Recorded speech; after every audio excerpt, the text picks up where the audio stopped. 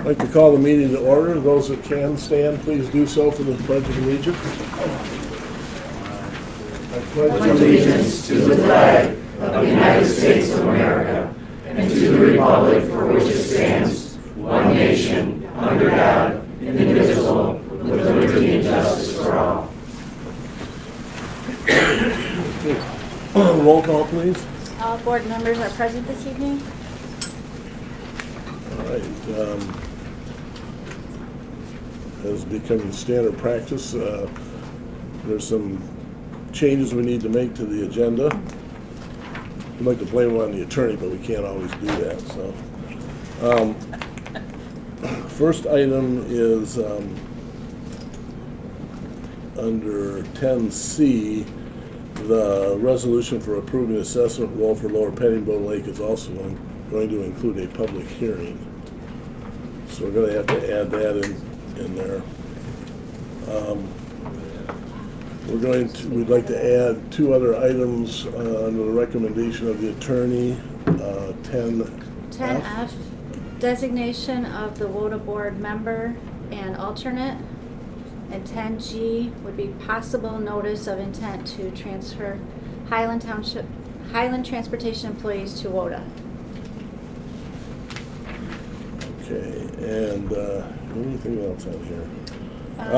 Also, I'd like to 11A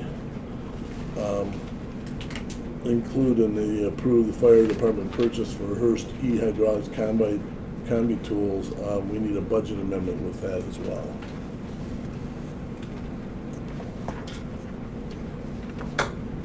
Anything else? Okay, motion to approve the agenda. Motion to approve. Support. As amended. Vote please. Mr. Howe? Yes. Yes. Yes. Yes.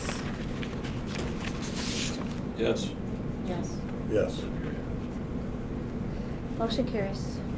Okay, consent agenda approval. I would move to present the consent agenda as presented. Support. I would, you know what I mean. Pass. I know. Okay. Approved and supported, moved and supported. We're messing that one up. Good. Vote please. Mrs. Chenoweth? Yes. Yes. Yes. Yes. Yes. Yes. Yes. Motion carries. All right, so within that consent agenda approval, there's a promotion in the chief for a firefighter. And Robert Young, are you handy here? Yes, sir. Could you step forward, please? Okay, I want everybody to look very closely at this gentleman. He's graduated. So, Chief, I'll let you take it from there. On September 6, 2019, a vacancy was created in the fire lieutenant role. Per the policy manual, a position was posted within our department. It's my pleasure to recommend the following person for this position. Robert Young, fire lieutenant, station number 3. Rob began his time in the fire service as an explorer with the Highland Township Fire Department. After graduating from Milford High School, Rob hired on with the Milford Fire Department. Rob spent 13 years with Milford FD and achieved the minimum requirements outlined by the state for firefighter 1 and 2 and EMT. As a firefighter in Milford, Rob was not happy with the minimum requirements. He continued his fire service education, receiving certifications in Fire Officer 1, 2, as well as 3. He also received NIMS certifications, Ice Rescue Technician certifications, and he took arson courses. Rob left Milford in 2012, later moving into Highland. We were fortunate to have Rob apply to our department in 2016. Rob is always willing to be involved and has sat on several department committees. Rob's previous experience and work ethic make him a great candidate to fill the role. It's already been accepted. If I can have his wife, Rachel, his children, Ethan and Brianna, come up, please.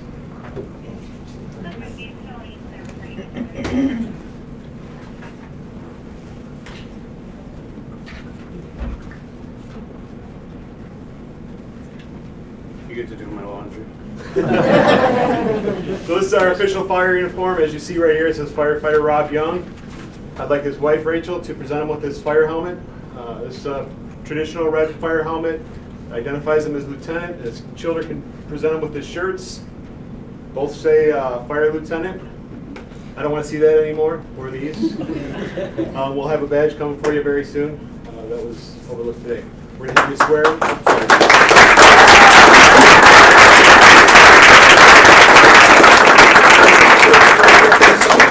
Okay, if you'll just face me and raise your right hand.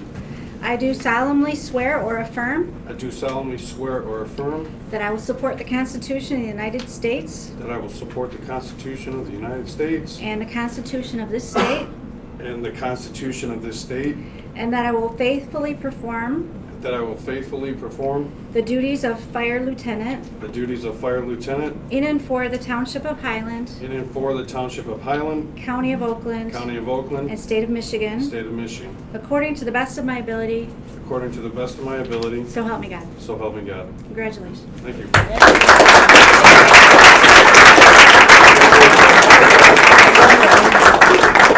I'd like to add, hey Rob, I'd like to also let everybody know that Rob has been part of the committee that's been working diligently on the fire halls, and he has had been a tremendous asset in the input in that project.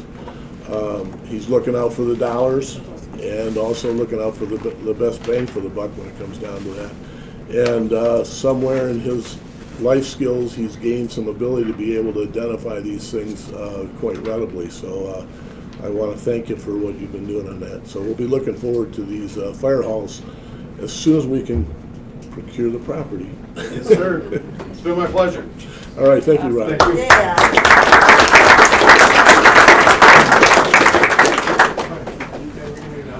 We'll open up some space for you guys.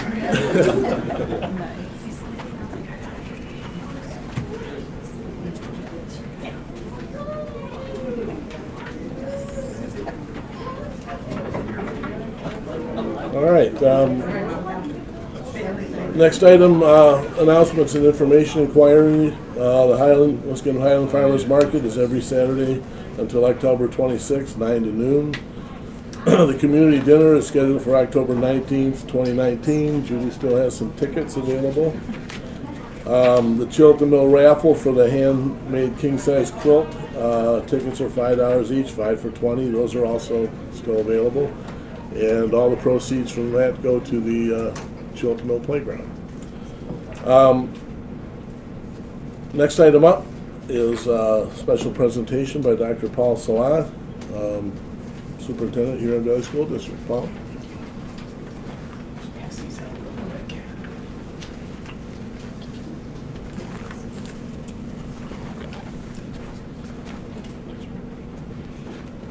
Just like the county paper stuff, it's got his picture on it. Right here? Very good. That's fine, yeah, just Or stand up over here? right there. We Okay. can. Well, this way I can actually look at Yeah. the audience too. I Yes. prefer that. It was going to be a little awkward for me to stand there with my back done. Well, good evening, everyone, and I just want to thank the council this evening, and I want to thank Mr. Hamill for the partnership that we have as a school district with Highland Township. It's a tremendous opportunity for me to be here this evening and just talk briefly about an opportunity that we have upcoming on November 5th. We're asking voters to consider 2 ballot proposals on November 5th. And the document that I just provided to you provides some factual information regarding the 2 ballot proposals that will be forthcoming. I just want to emphasize a couple of key points as it relates to these 2 ballot proposals, and then I'm available for anybody that has any questions after this evening. Don't hesitate to contact my office or send me a communication. The first and probably most important factor that I'd like to emphasize this evening is that the bond and the sinking fund that we're asking voters to consider are a 0 tax rate increase to the communities within the Huron Valley schools. The tax rate on November 5th, when a taxpayer goes to bed, should these proposals be approved and you wake up November 6th, will be exactly the same as it was the night previously, but it will generate enough revenue for us to take care of several issues that exist across the Huron Valley schools. The last time we passed a bond was 2001. And when you think about your home and you think about the things that begin to happen in your home after 15 or 20 years, you need a roof, you need a new driveway, you need a new furnace, you need a new air conditioner. Well, we have 16 school buildings that make up about 1.7 million square feet of school district that involve, roofs, boilers, chillers, parking lots, and those things begin to fail after 10, 15, and 20 years. And so we're right at that point in time. So 2 ballot proposals. The 4 areas of focus that I would like to emphasize this evening.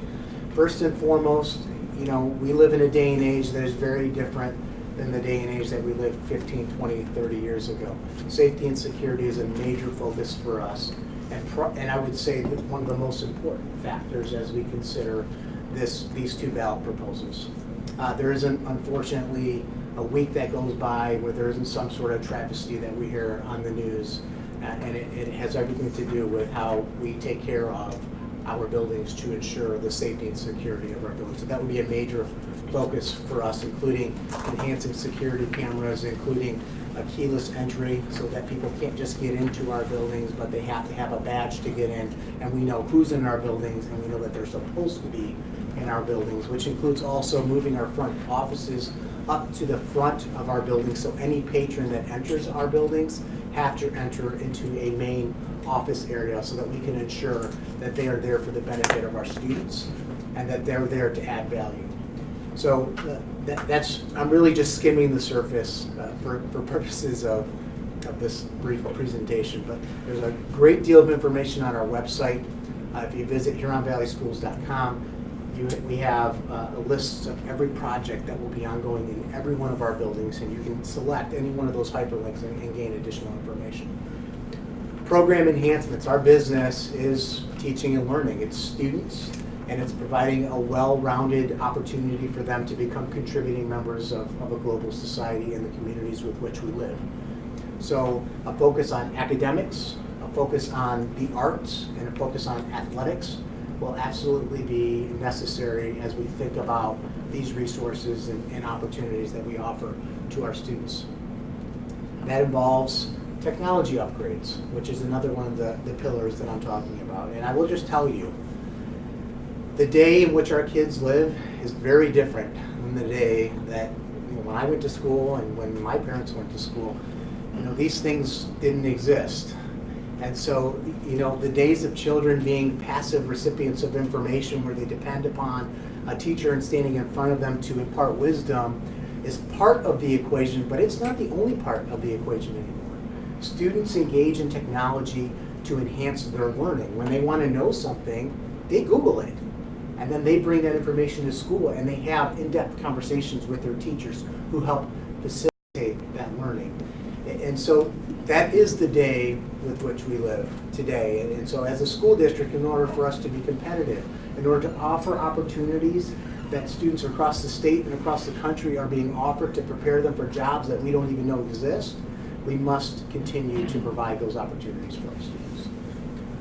Infrastructure and operational efficiencies. I mentioned things begin to fail in your homes after 15 or 20 years. Well, we're at that point. So the items that we took care of in 2001 are beginning to come to end of life. And that doesn't include items that we didn't take care of in 2001. So we've been putting Band-Aids on many of the infrastructural pieces of our buildings. And if you need additional information, I would encourage you to drive in Highland's parking lot, which is right next door to here. Take a look at that building, and you'll get a real good picture of the doors, the windows, the hardware, and that doesn't include the things that are behind the walls, the electrical. That doesn't include the ceiling tiles that need to be replaced, and the flooring that is chipping, and the furniture that needs to be replaced for our students as well. And then, so I've already touched on the technology piece, but I can't emphasize that enough. Teaching and learning is different than it used to be, and so in order to provide for our students, it's just necessary that we look closely at providing those sorts of opportunities. So with that said, I wanted to be brief this evening. I wanted to just provide the council with just a brief overview, and for your listening audience as well. And if you have any questions for me, I'm happy to take a couple questions now. You also have my contact information. I will leave these on that back table when I leave. So if anybody wants to grab one of these on your way out the door, it has contact information, and it also has information regarding where you can get more information. So that's any questions for me? I think we're good. Is anybody in the audience? You got a chance to talk to the top dog at the school system, and Who won the basketball game in this picture? This picture, everything you put out, you're playing. Yeah, I'm sad to say we lost by 2. Okay. We lost by 2. We put up our best effort. I wasn't supposed to play in that game. They recruited me mid-game. Oh, really? That was fun. Thank you for coming. Thank you for having me. I appreciate it. Well, thank you. Thank you again for the partnership. We appreciate and value the partnership.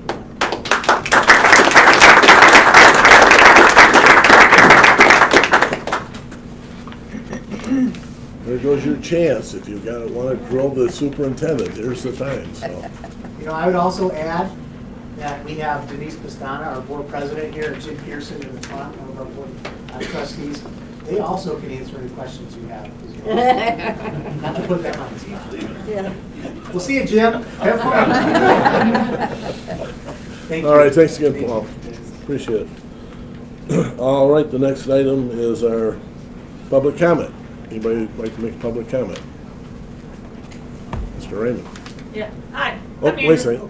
Oh, sorry, it's you go. Oh, sir, go first. Go ahead. Go ahead. No, sir. Hey, Dennis, go ahead. Needs to get to the podium there. Okay, Dennis Raymond, 6039 Fish Lake Road. As you know, Mr. Hamill, I'm working with Sean in resolving the problems that I had on Fish Lake Road. It seems like he might have scared a little to Daniel Scott. However, Jeremy Stocker, Sunday, Monday, Tuesday, Wednesday, same old stuff. Air hammers, jackhammers, cars going in and whatever. So apparently he hasn't stopped at all. My lawyer will take care of that.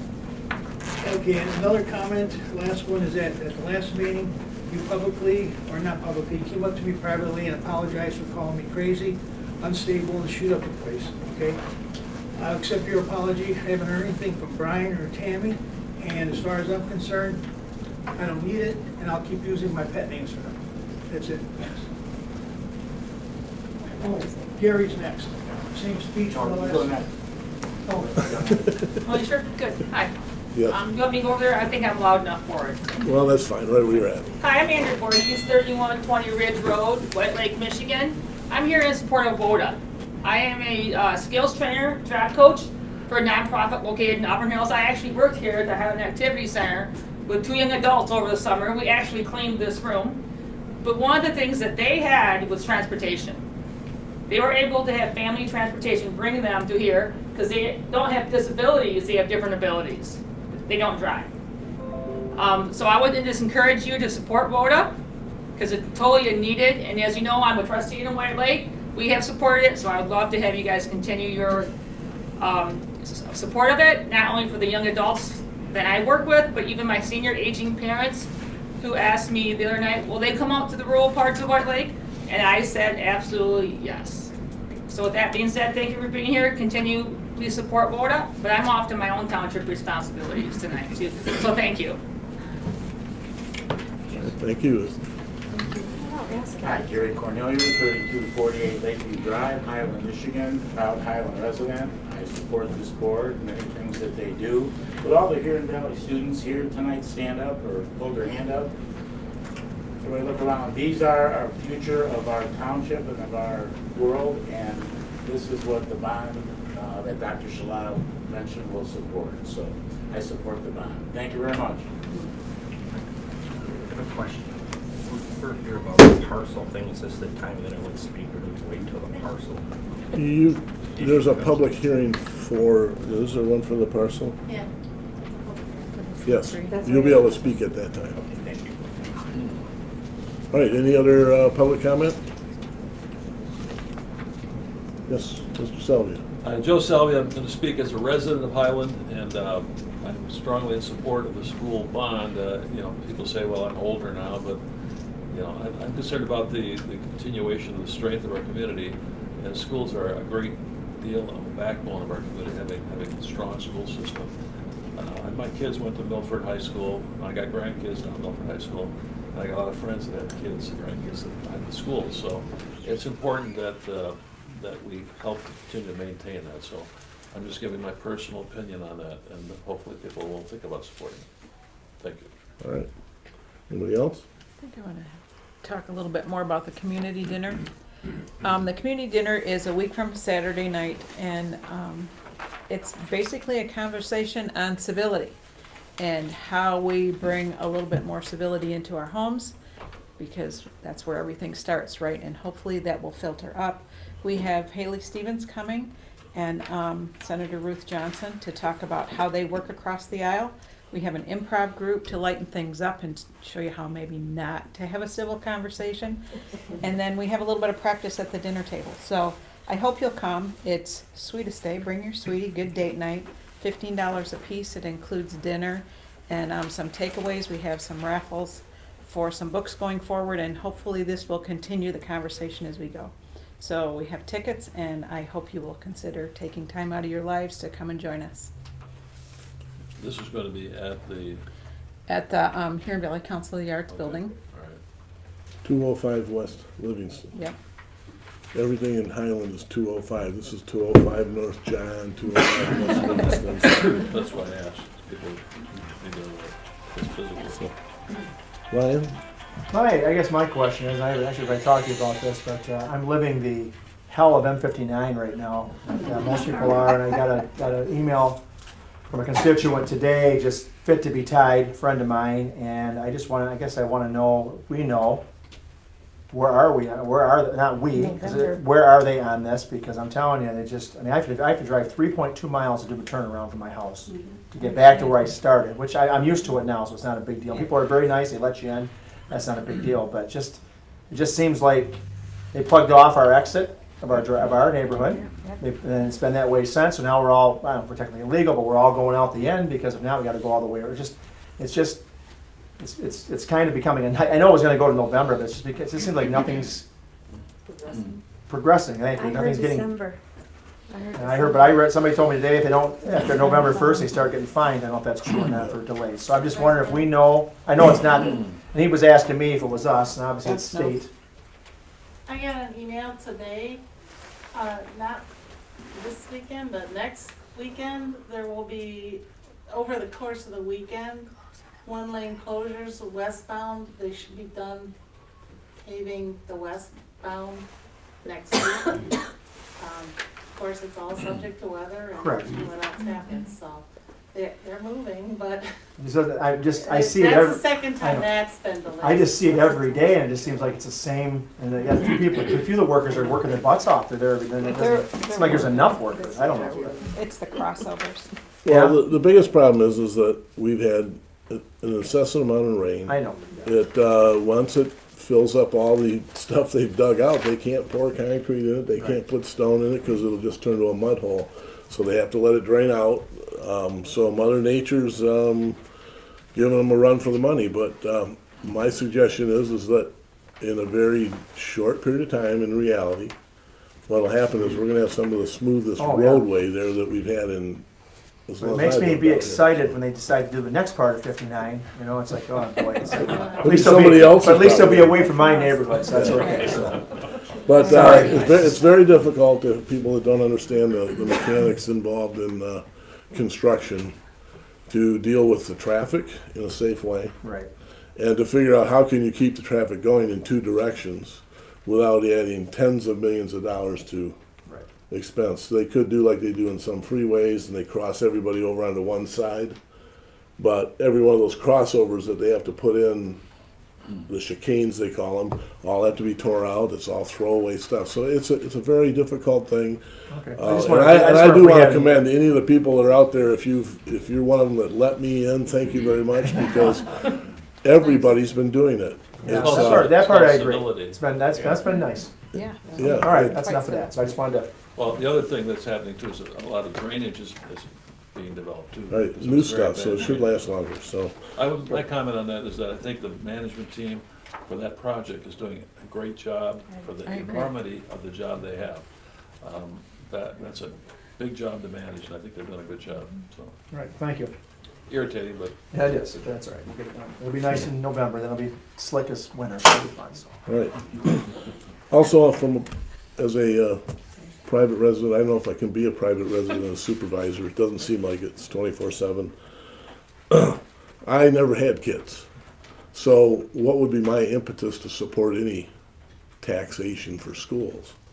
It's that there are other kids out there that need the education, and I'm a firm believer in what I got out of it. My parents paid, had me, and I had a great time at Huron Valley Schools. I think that it's an asset in our community, and I think that the new management team that they have there is doing a spectacular job. There's school board members that are doing a great job, and I think that this is something that I'm totally in support of it, even though I have business property that pays way more taxes and we don't have kids, but it's all worth it. So personal opinion, I think it's an awesome thing. It's like they said, a zero net. It's the best way you can go about looking at it. So pass that along to your friends and neighbors. If they are thinking differently, help them out. So, right, Yes, I'll anybody say, else? well, I teach at Lakeland, and I'll say, well, obviously I'm supporting it, but I see day in and day out the repairs that we need. And our building's it's a nice building, it's a great building, but it needs updating.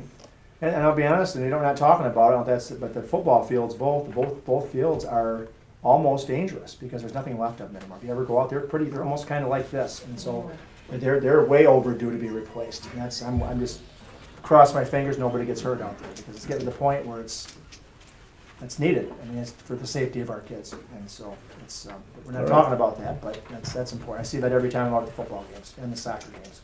May I? Okay, we used up, public comment, yes.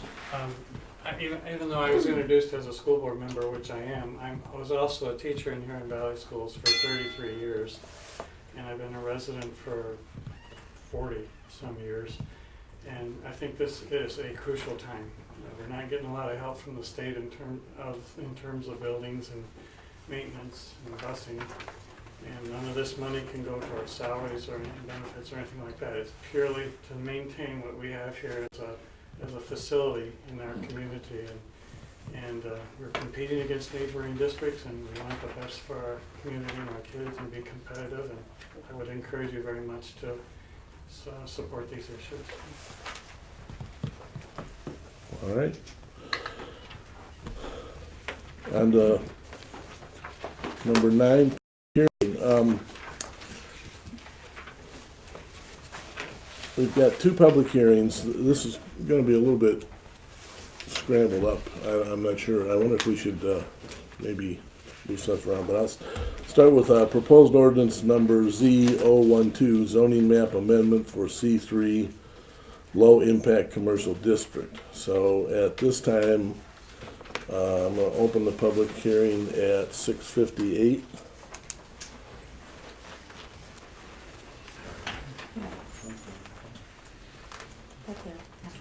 Okay, so this is the time for public comment on that issue. Time's up. No. Does he look that scary? Yeah. No. I'm Brett Charlick, resident of Highland for 60 years. I'm here on behalf of my mother-in-law. She owns that piece of property, the largest green square over there on the thing. And we're kind of wondering what the master plan is from Highland on that piece of property. It doesn't seem like that's something that would be turned to commercial because there is no access to 59. So we're kind of want to understand why you want to make it into a commercial lot. Okay. I can't answer that question right now because this is public comment, so I won't address that until we'll get to it. You'll get to that? Yep. Okay. If you don't hear it, then point at me and I'll get to it. You said. All right, anybody else, public comment? Yes, sir? My name is Joe Schulteis. I live at 625 South Hickory Ridge Road. Some of you may have been to our ranch, the Lazy J Ranch, and the story I'm about to tell you began back before some of you were even born. Luckily, I look around this room, and first of all, this is a beautiful audience, I'd like to tell you that. But the reason I came here today is to tell you how some of this came about, and hopefully what we're going to know how it's going to impact all of us. This area that they're talking about, there are 3 families that begin with. First of all is the Armstrong family, which they have representatives here. The Armstrong family has lived east of the property for over 175 years. 175 years they've lived in peace and harmony here in Highland Township. To the west and south is the Robinson family, and there are members of the Robinson family both here and here. They came here, our family and our family, the Schulteis family, owns the land to the south of that. It all began for our family in 1961. My father began what would be a 2-year search looking in the Tri-County area for the perfect barn to do square dances. And that's what we do. Alamon left with the old left hand, around that ring with the right and left hand, and so on. Well, in 1963, Dad found this barn, and before he even took my mother in to see the house, he went in and spent 2 hours in the barn and realized that this barn was in very bad condition and was going to realize there was going to be a lot of work to be done with it. The original family, Miller family, it was originally a dairy farm, and the barn that we were buying was an original Gambrel barn. The upstairs part is a hayloft, the downstairs part was a dairy barn. It was part of 100 acres, and Dad, being a school teacher at that time, could only afford to buy 30 acres of land. But in 1963, buying 30 acres of land, that home and that barn cost us $35,000 in 1963. The other 70 acres, we didn't know what was going to happen, and luckily for us, Dad met a man by the name of Bernie Robinson. And Bernie and his family bought up the other 70 acres that adjusted to our properties, to the Armstrong property, and all along the southern portion of this land that we're talking about. Now, immediately to the north of us was the Stevenson Junkyard.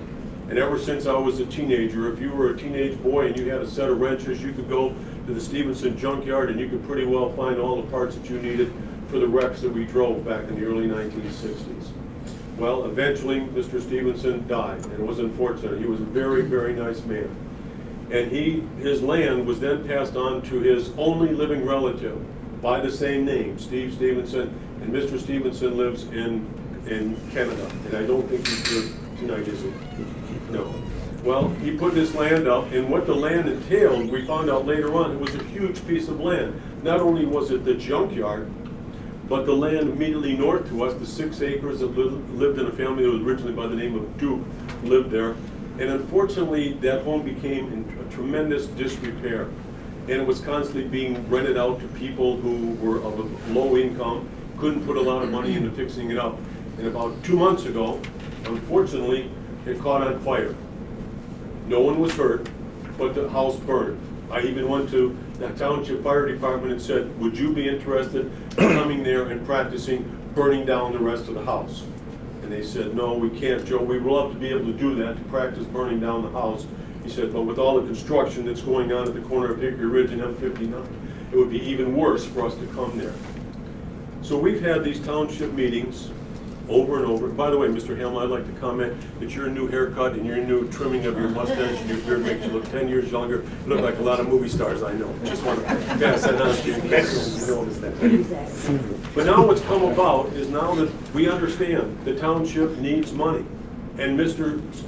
Stevenson has told me he's put the land up, the junkyard, the 6 acres there, and he also owns the 3 houses that are directly behind the gas station. And they are directly across the street from the 2 houses that are up for sale, that you're beginning to notice that there are cars that are coming there from the deal, I'm assuming the Chevrolet dealership, and there's more and more cars being parked there and so on. And now the question is, what do we do with that land? What do you do with that land? Because it will be up to the board to decide, because Mr. Stevenson doesn't care what the township does with the land, he just wants it sold. And he's asking $1 million. Now, I have talked to a lot of good investors that are in here, and if I haven't talked to some of you, and some of you are developers and I haven't talked to you, I've talked to people over and over. Nobody wants to buy the junkyard because they're afraid that the soil is contaminated. Mr. Stevenson had told me that he has gone out and he's had it tested and so forth, and it's not contaminated. Well, I'm not really sure if I'm buying that, because if those of you that remember back in the old days, at the corner of US 23 and M59 was the Oasis gas station. And for years it was used as a truck area and so forth. And the soil was so badly contaminated from all of the dripping antifreeze, the oils, the different fluids that come out of wrecked vehicles, that the property, when it came up for sale, they had to dig down 10 feet into the ground and remove 10 feet of dirt and then bring it back in and fill it in. And along comes the recession and nobody wanted to buy it. Myers came in and said, we'll buy it, but we're not buying it anywhere near where that gas station was at. We're gonna buy it way in the back. So the only thing that's sitting on it now is the Imagine Theater and the new taco stand that's gone up there. So I think that our biggest concern is, we know, we get it, that it's good for the township if this property can be rezoned and it can be used for a useful purpose. But the question is, to all of us, what exactly does it mean by the term that you're using, the commercial property? You know, we've heard all different kinds of stories. I probably, on an average of 2 or 3 times a month, get phone calls from some of you, and I don't know who all of you are, because you tell me that you're coming to these meetings and ask me if I'm going to the meetings, and they're saying something about, I think the biggest fear that they had was something about some kind of off-road vehicles that were going to be allowed to go in there and make all kinds of noises and different things and so on. So the question is that if you do change it, and it is put up for sale, and now it can be sold, because Mr. Stevenson is not going to, he's told me over and over, I am not going to sell that property until I can sell all 3 pieces.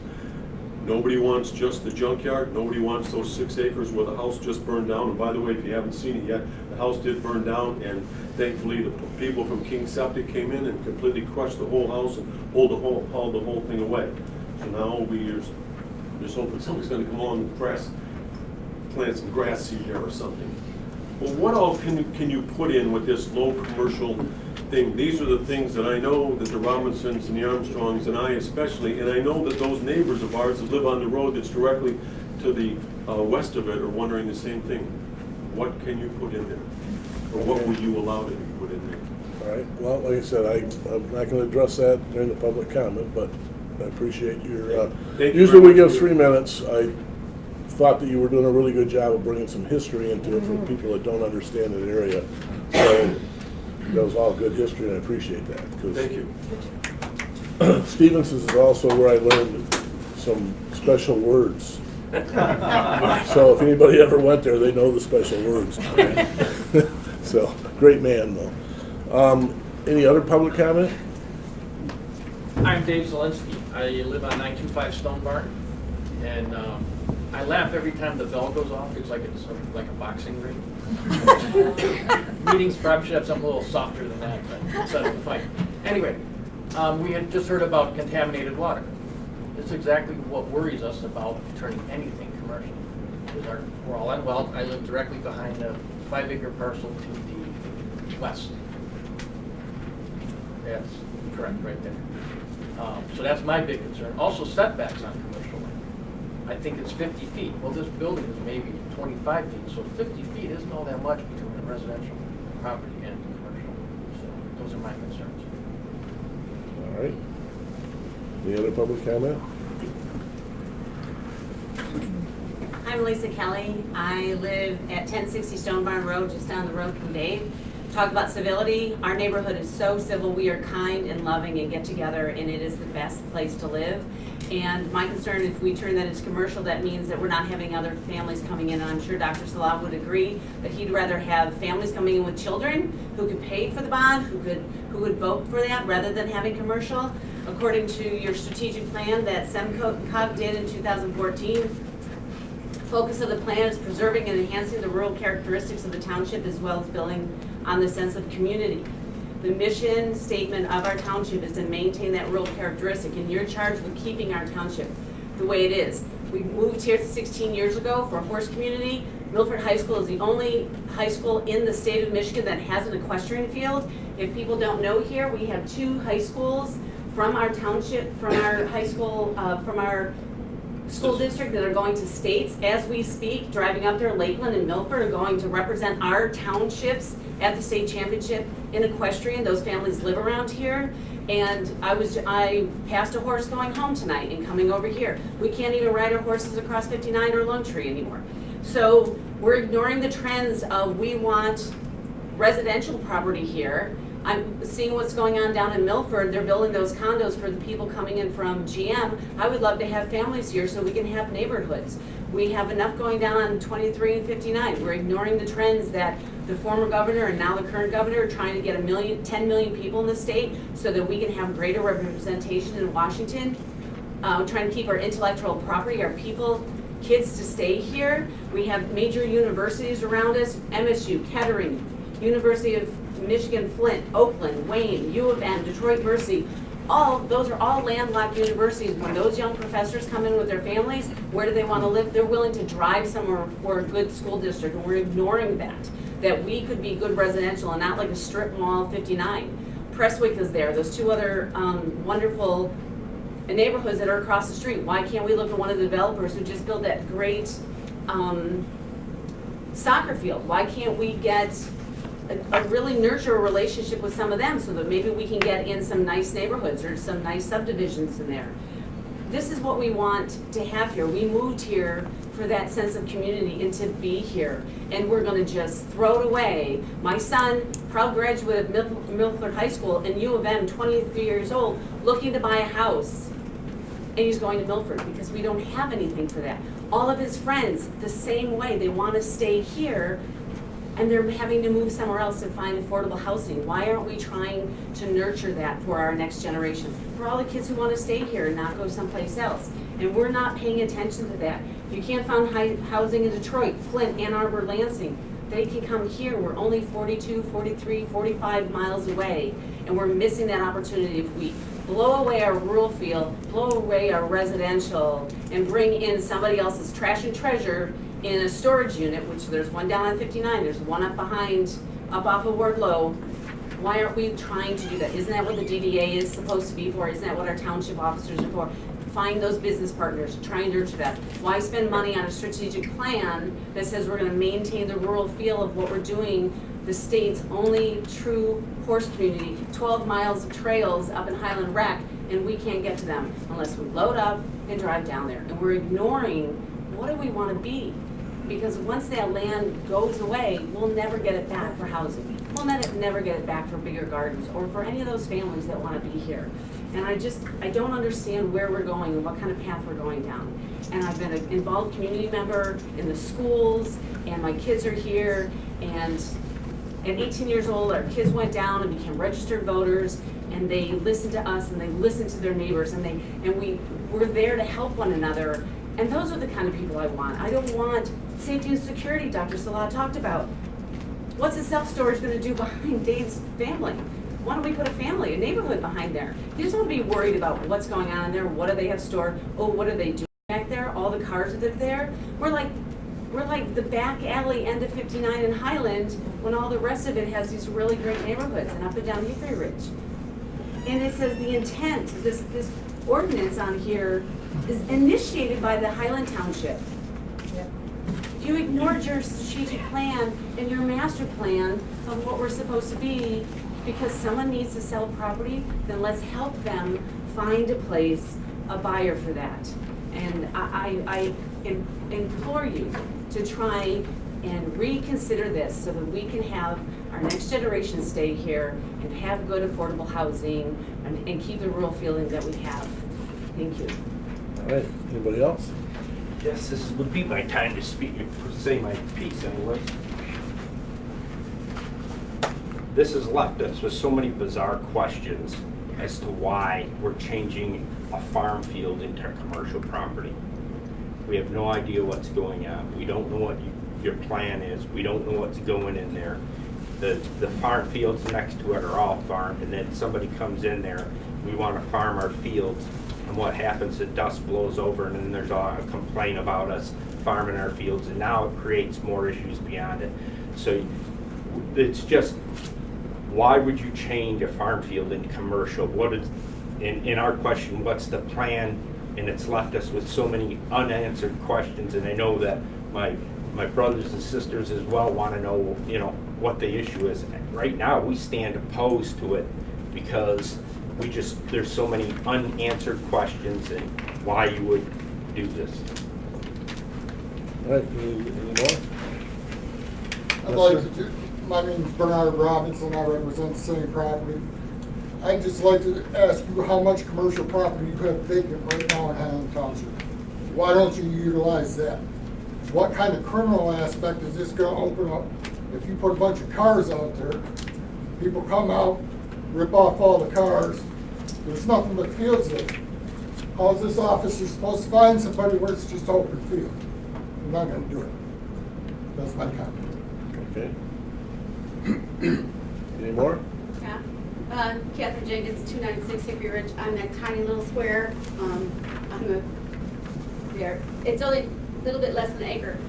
I don't have as much to lose as the rest of them, being the first residential building there. I'm right next to all the cars parked in the neighbor's yard. I hear things, bells clicking and alarms going off at 6 o'clock in the morning because the dealer's looking for a car that's parked in the field.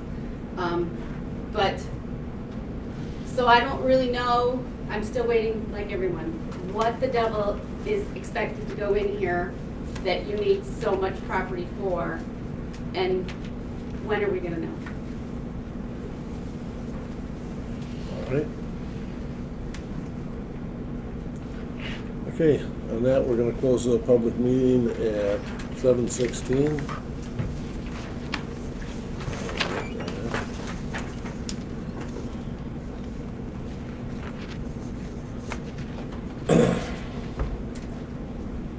Gary, is there any issue with shuffling something on the, in the order, the agenda? Changing the order of the agenda around? It kind of makes sense to move the process for that property. You know, there's two parts to this. What happened, it kind of got bisected the way it was presented. In other words, we were going to present it at our last board meeting as a single part minus the map component. So we're going to do text and then do the map, and we determined that we needed to do them both together. So I'm actually a little confused myself. Where are we at in this process? So we've got the public hearing for the zoning map. Now, does the board make a decision on that tonight if it chooses? I believe at your last meeting you introduced the map amendment. You did. Okay. And at the prior meeting you introduced the text amendment. And it was at that meeting that I inquired, why are you putting text in place if you don't have property that would have that zoning classification? So that's when the map amendment was moved forward, so that you would have both of those before you tonight, and you do. You have the text amendment up first to consider adoption, and you have the map amendment up second to consider adoption. If you're asking what your options are, I can try to explain them. I mean, if you take those up separately, if you don't designate otherwise, a zoning ordinance amendment, whether it's a text amendment or a map amendment, it's going to take effect after a notice of adoption is published. But the Zoning Enabling Act does allow you, in adopting an ordinance, to provide for a different effective date. So you have flexibility. You can defer an effective date out into the future if you want. The fact that these are on your agenda tonight for adoption does not require you to do that. It's not like you must vote yes or no tonight. You may postpone consideration of one or both of them to a future date. Trying to think of other things that may be help, but those are the basic options available. I'm gonna just shooting off the top of my head here. I'd have to say that the comments I've heard tonight means that people didn't show up at the planning commission meetings, because if you did, you'd know exactly what the proposals were, and it would have been, you know, when we had public hearings then as well. I know people did show up, but so what could happen tonight has been detailed at the planning commission level first, and they felt that through their public hearings that the proposal that they made to move this forward was worthy of sending it to the board for a recommended approval. Now, just to waylay some of the thought processes here. In the past, there was talk about paintball and airsoft and motorcycles and all these other things. Those are not part of this anymore. The noise stuff is not part of this anymore. To give you an idea, this parcel right here, you see that diagonal line that goes through the center of that parcel? That's a high pressure gas line. Right. You can't build a house on that. Well, Right. you have a 50-foot easement. That's what the pipeline is. So- On either side of it, you can build. That's a That- large piece of property. From the concept of, does that property make a good residential use, the general consensus would be no. Because people are fearful of the gas lines, so on and so forth, and you can't build on it. So the other side of that is... You can build on it. Hold You're on, hold on, you're making a false whoa. statement. Not trying to be rude, but Okay. you had your chance for public comment. I'm trying to answer But questions. you're making a false statement. Hold on. Let me finish. So, I'm just saying that some people would say that that would not make a prime residential unit. Would it make a good agricultural unit? Most of it. But nobody's bought it to use it for that. I mean, Not there for is some sale. farm that goes on it right now, but apparently that piece of property is up for grabs if somebody wanted to buy it. I don't know. No, it's not.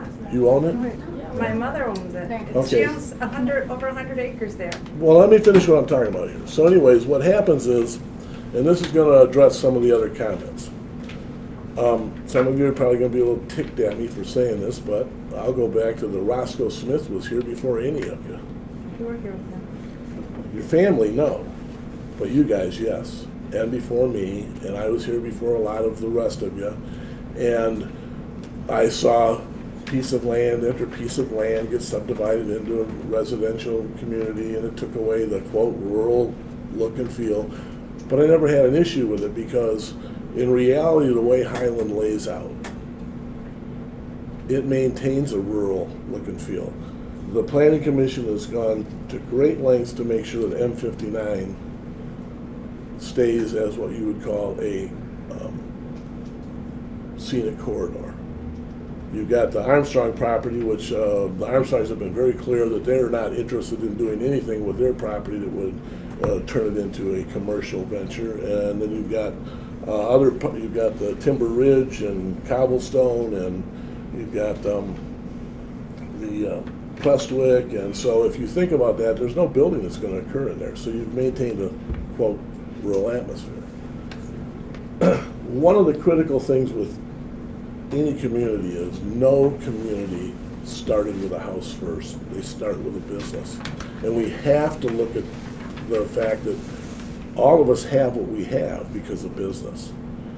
And to assume that we don't want, infer that we don't want business in Highland, or we want to restrict business in Highland, I think is probably a misnomer. What we want to do is we want to have, and this is an observation that I've made, we have ordinances that make it so that people cannot operate business, or should not be operating businesses out of their large lots or their large parcels.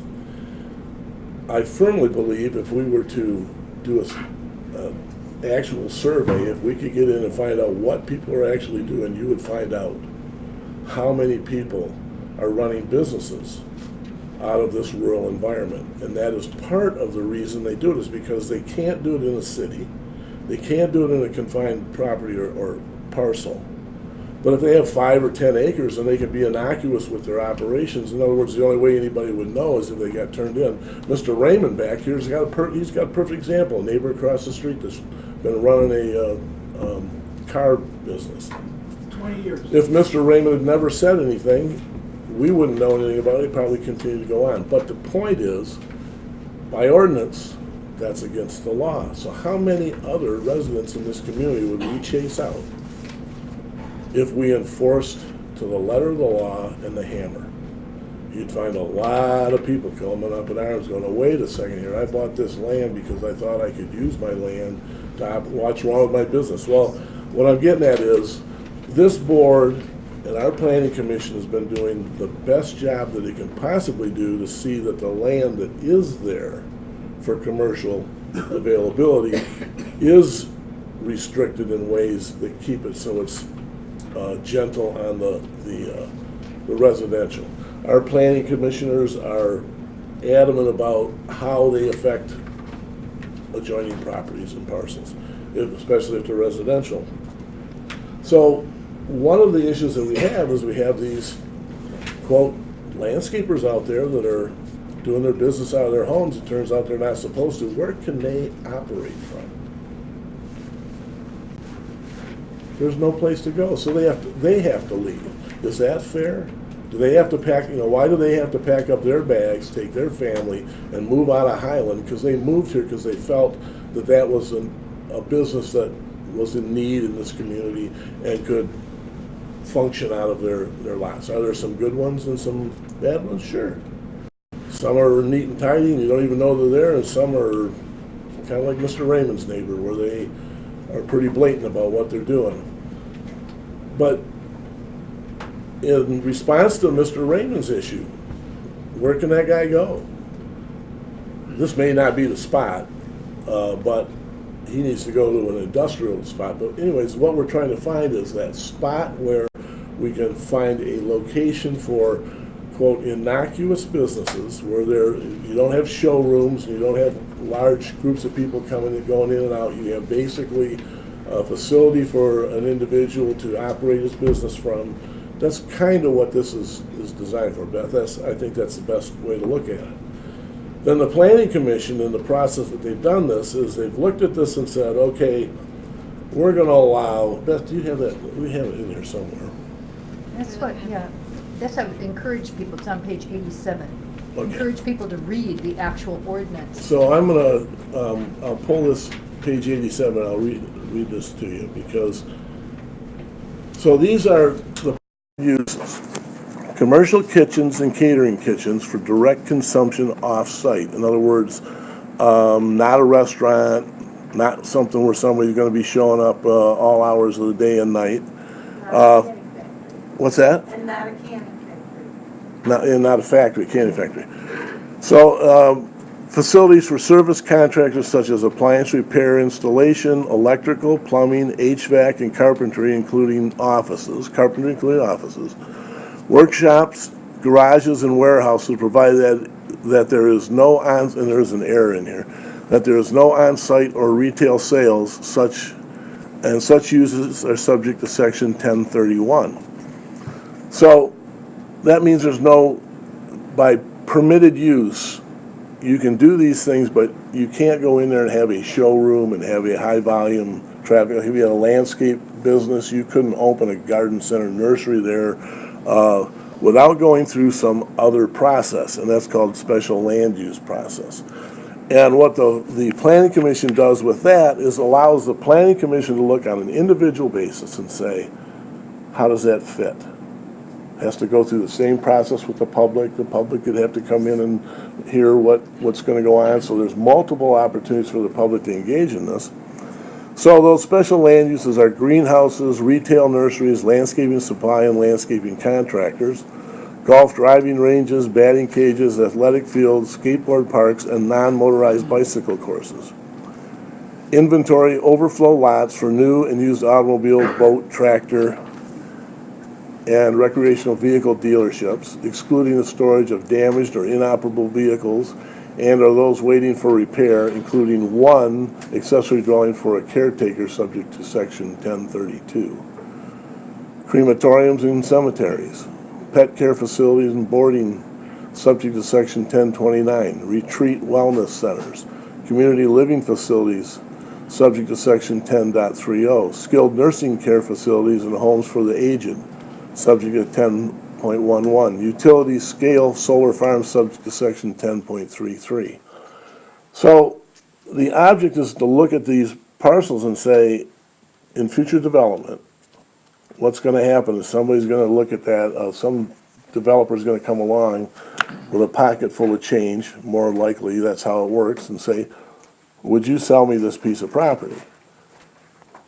Well, here's what you can do with that piece of we were saying you could possibly do with that piece of property. So the idea is trying to look at things that don't create that heavy concentration of activity right up next to the residential areas.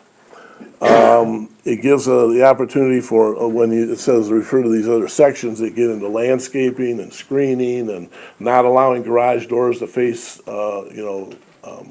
residential properties. So there's a lot of things in this. It's not very complicated. But there's a lot of stuff in here that addresses this area. And the object was to try and find something you could do with some parcels that are highly affected by some other elements. And Stevenson's property, as much as he doesn't want to say that it's polluted, there are portions of that that definitely have some pollution. And the irony is the best way to deal with that is to encapsulate it. So you want to have some type of business that will lay a skin on top of it to stop water from penetrating. What does that lead to? Very likely storage facilities, because they're all roof and all pavement. And that stops that water from leaching, and it has to go into special reservoirs that have filtration and stuff in them. So those are the things that the Planning Commission is thinking about when they're doing this. The other irony is that a lot of people, we have a lot of storage units in Highland, and there's a lot of people that have made comments about storage units being built near their homes, yet they really don't know what the traffic flow is. They are very quiet operations, with the exclusion of one we had, but we got it resolved over off of Wardlow Road. So, I wonder if I knock something out here. Excuse me just a minute. My electrical got moved on me and I kicked it out, so. Can I add one thought? It's on that subject too. Just to understand the difference between the master land use plan, the zoning map, and land use. The master land use map is a vision of where the property may be in the future. It doesn't mean it's gonna happen today, it doesn't mean it's gonna happen 10 years from now, it doesn't mean it's gonna happen 20 years from now. Zoning is the tool that allows that vision to happen. That doesn't mean the land use is gonna change. We've got a parcel that the property owner says they have no intention of selling or changing the use of it. Well, then it doesn't change. The Planning Commission tried to take into account uses that would also be compatible with the agriculture use that's there now and wouldn't be annoyed or intolerant of farming operation next door, like the HVAC contractor or the landscaper. So they could be compatible. It's just a continuum of how we bring the vision to effect. So Beth is our planner, engineer, and degree in engineering and planning. So it's kind of like I said, some of you might be mad at me. I guess I have to live with trying to appease an awful lot of people out there. I'm adamant about maintaining a rural atmosphere. We are not a rural community. We have almost 20,000 people in Highland. We have the essence of a rural community. Rural ends at 7,500 people, I believe, is the federal guidelines. I wish we were rural. There's some federal funding we could get to do some interesting things, maybe pathways and stuff like that would help us. But what we are trying to look at is if there's pieces of property, we're trying to encapsulate the business districts. In other words, there's 3 of them in Highland, pretty much. West Highland, which is the area you folks are concerned about. There's downtown Highland here with Milford Road and the corridor north, and then there's East Highland. And a lot of people look at those as 3 separate communities. They kind of are, because the people that use there, live there, state travel over there. You've got the Hickory Ridge corridor. People never go to Duck Lake Road. They take Hickory Ridge Road. So you tend to live in these zones, which is hence why you want to make sure that we don't degrade it to a point where it turns into something really obnoxious and ugly. So we've been trying to look at it from the perspective of how do you maintain those things? How do you keep that essence? And one is to establish areas that, like we're looking forward to, we have to do a new master plan, we have to have that done by 2020. And that's, we just started a process for that. And with that master plan, then the zoning will be addressed, and the object is that master plan is to be looked at from the perspective. We had a committee that we put together to predetermine how do we maintain this rural environment. How many people have heard of the red poppy? All right, there's a whole bunch of hands there. The intent behind the red poppy, for some of us, not everybody, some of the planning commissioners didn't like the idea. 12.5 acres, single 10,000 square foot house, probably fits into this retreat wellness center thing. I think that's really what that is driven for. It happens to be next door to my house. And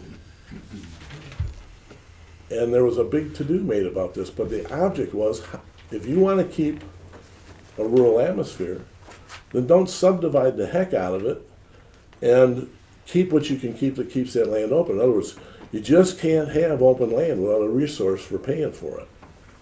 The taxes eat people up, and as families pass land to families, it eats it up. So how do you prevent it from becoming all chopped up and turned into, and you said bring families in, and I see subdivision going on, and one of the things that I wrote down here was that one of the reasons that you're not seeing a lot of action in a lot of things is there's no sewer. Now, we're going to need something like that, but then at the same time it becomes our worst enemy. Because when you bring the sewer, they will come. So you have to design a sewer system that says, we're only going to service this many people. Sorry. And that's how you maintain the more open environment. But there'll be people that will not get serviced by it, because you want to maintain a rural environment, you're going to have to look at it from that perspective. But we need we got lakefronts that need it badly. In fact, the majority of our properties or property owners are lakefront owners. So we have a lot of large parcels, and we have a bunch of little tiny parcels. And so we're trying to look at how can you maintain and the other part is jobs. The factory jobs are going away. How do we keep people employed? Well, we happen to be a community that keeps a lot of people employed by small numbers.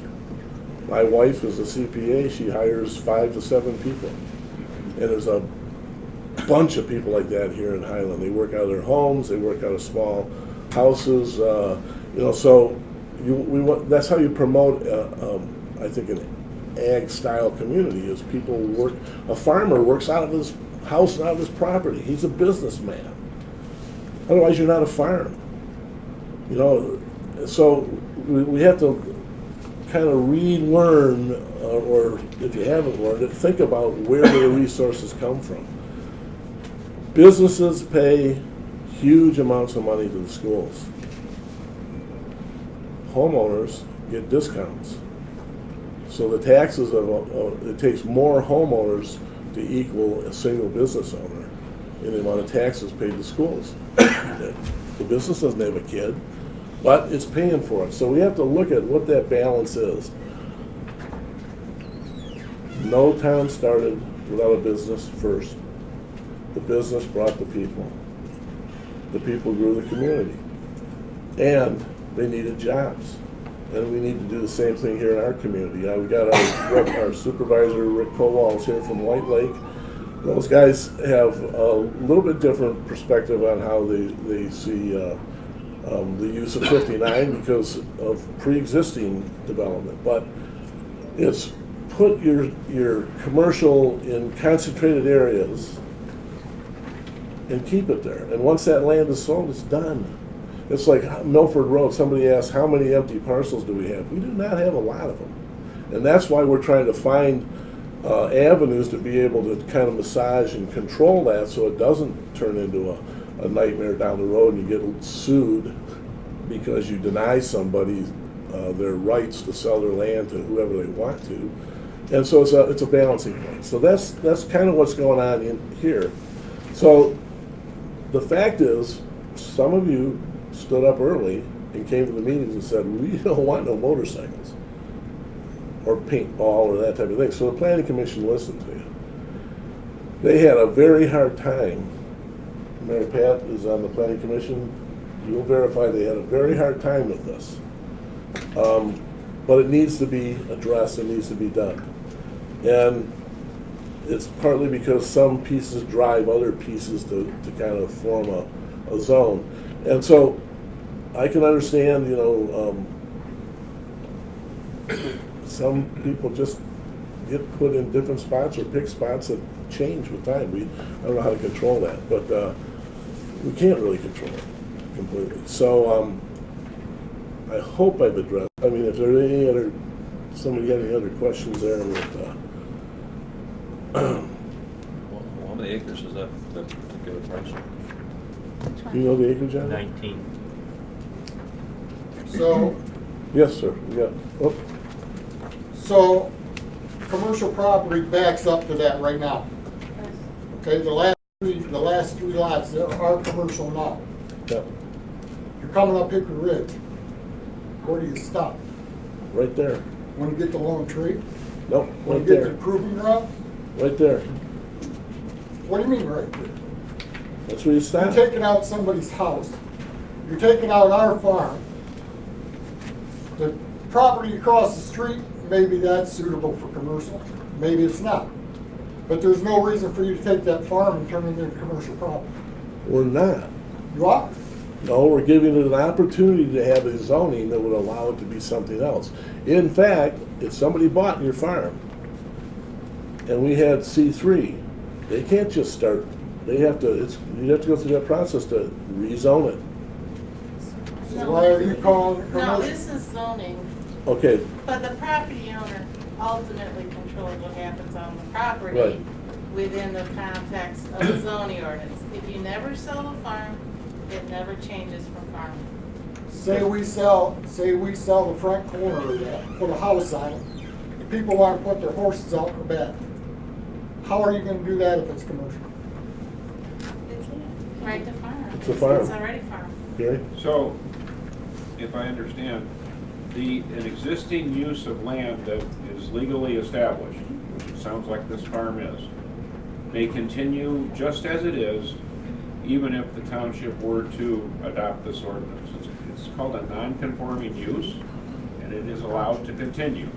So if the township board were to adopt this ordinance and the map amendment on this property, it would not require any of the current uses, if they were lawful, to be changed. Until we sell it. No, even if you sold, it would not require a change of use. You can continue a non-conforming use. You can't expand it, you can't make it more intensive, but you can continue to do what you're doing. This rezoning would not mandate that you, from that point, you can only use it for commercial. It would allow for use of the commercial uses that Mr. Hamel outlined. And what does that do to our tax basis? Yeah.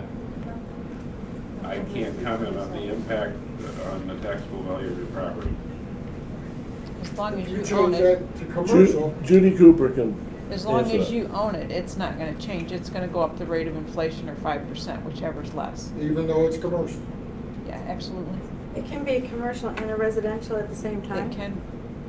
So if it was sold to a residential, it would stay residential, but also a use of commercial? If they wanted to do If that they and sell it chose, later? if I'm, What's the question again, please? If it was sold to a residential, but it's zoned commercial, they can put a new resident there if they wanted to, or a subdivision, or whatever they wanted to do to it for residential. No. It has to be commercial, correct?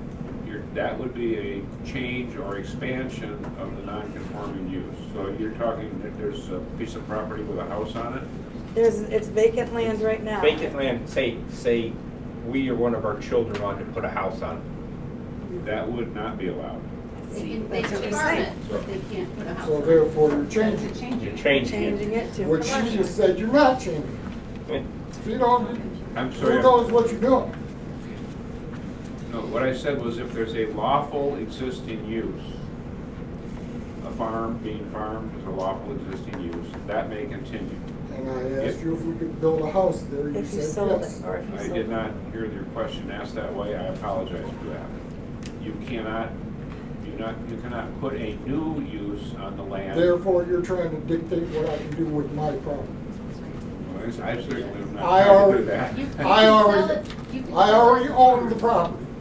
The only way I can sell it is commercial, No, you can sell it as farmland, the way it is right now. but you can't build on it. No, you can. So somebody'd have to buy the whole continue to farm. use it as a farm. Somebody'd have to buy the whole farm. So they'd have to buy that parcel. I'd like to ask Beth, how many acres that are zoned residential now are you considering to zone to this new commercial zoning? That goes back to the ad, I can't give the number off the top of my head. It's written on this map that we have, so much is not. It's Maybe on- more There's question. several parcels involved, so I'm just curious. It's on, there's 5.5. It's like 50 or 60 acres. Pardon? It's something like 50 acres. It's like I don't remember the 39. exact number. Okay.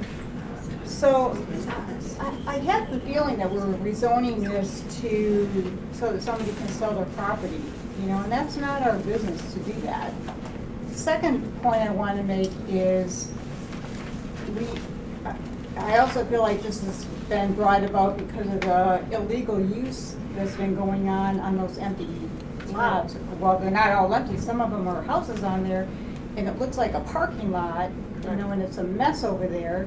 So I drive by that all the time, and I know there's enforcement action supposedly taking place, but. Yes, that's those 2 parcels, or 3 parcels where the cars are being parked by Feldman as an illegal inventory overflow lot. They're actually zoned C2, and he has presented a site plan and was approved at the Planning Commission Thursday. So They'll he's be gonna coming paint it. in and paving a circular path around the 3 parcels and using asphalt millings to make defined parking spaces.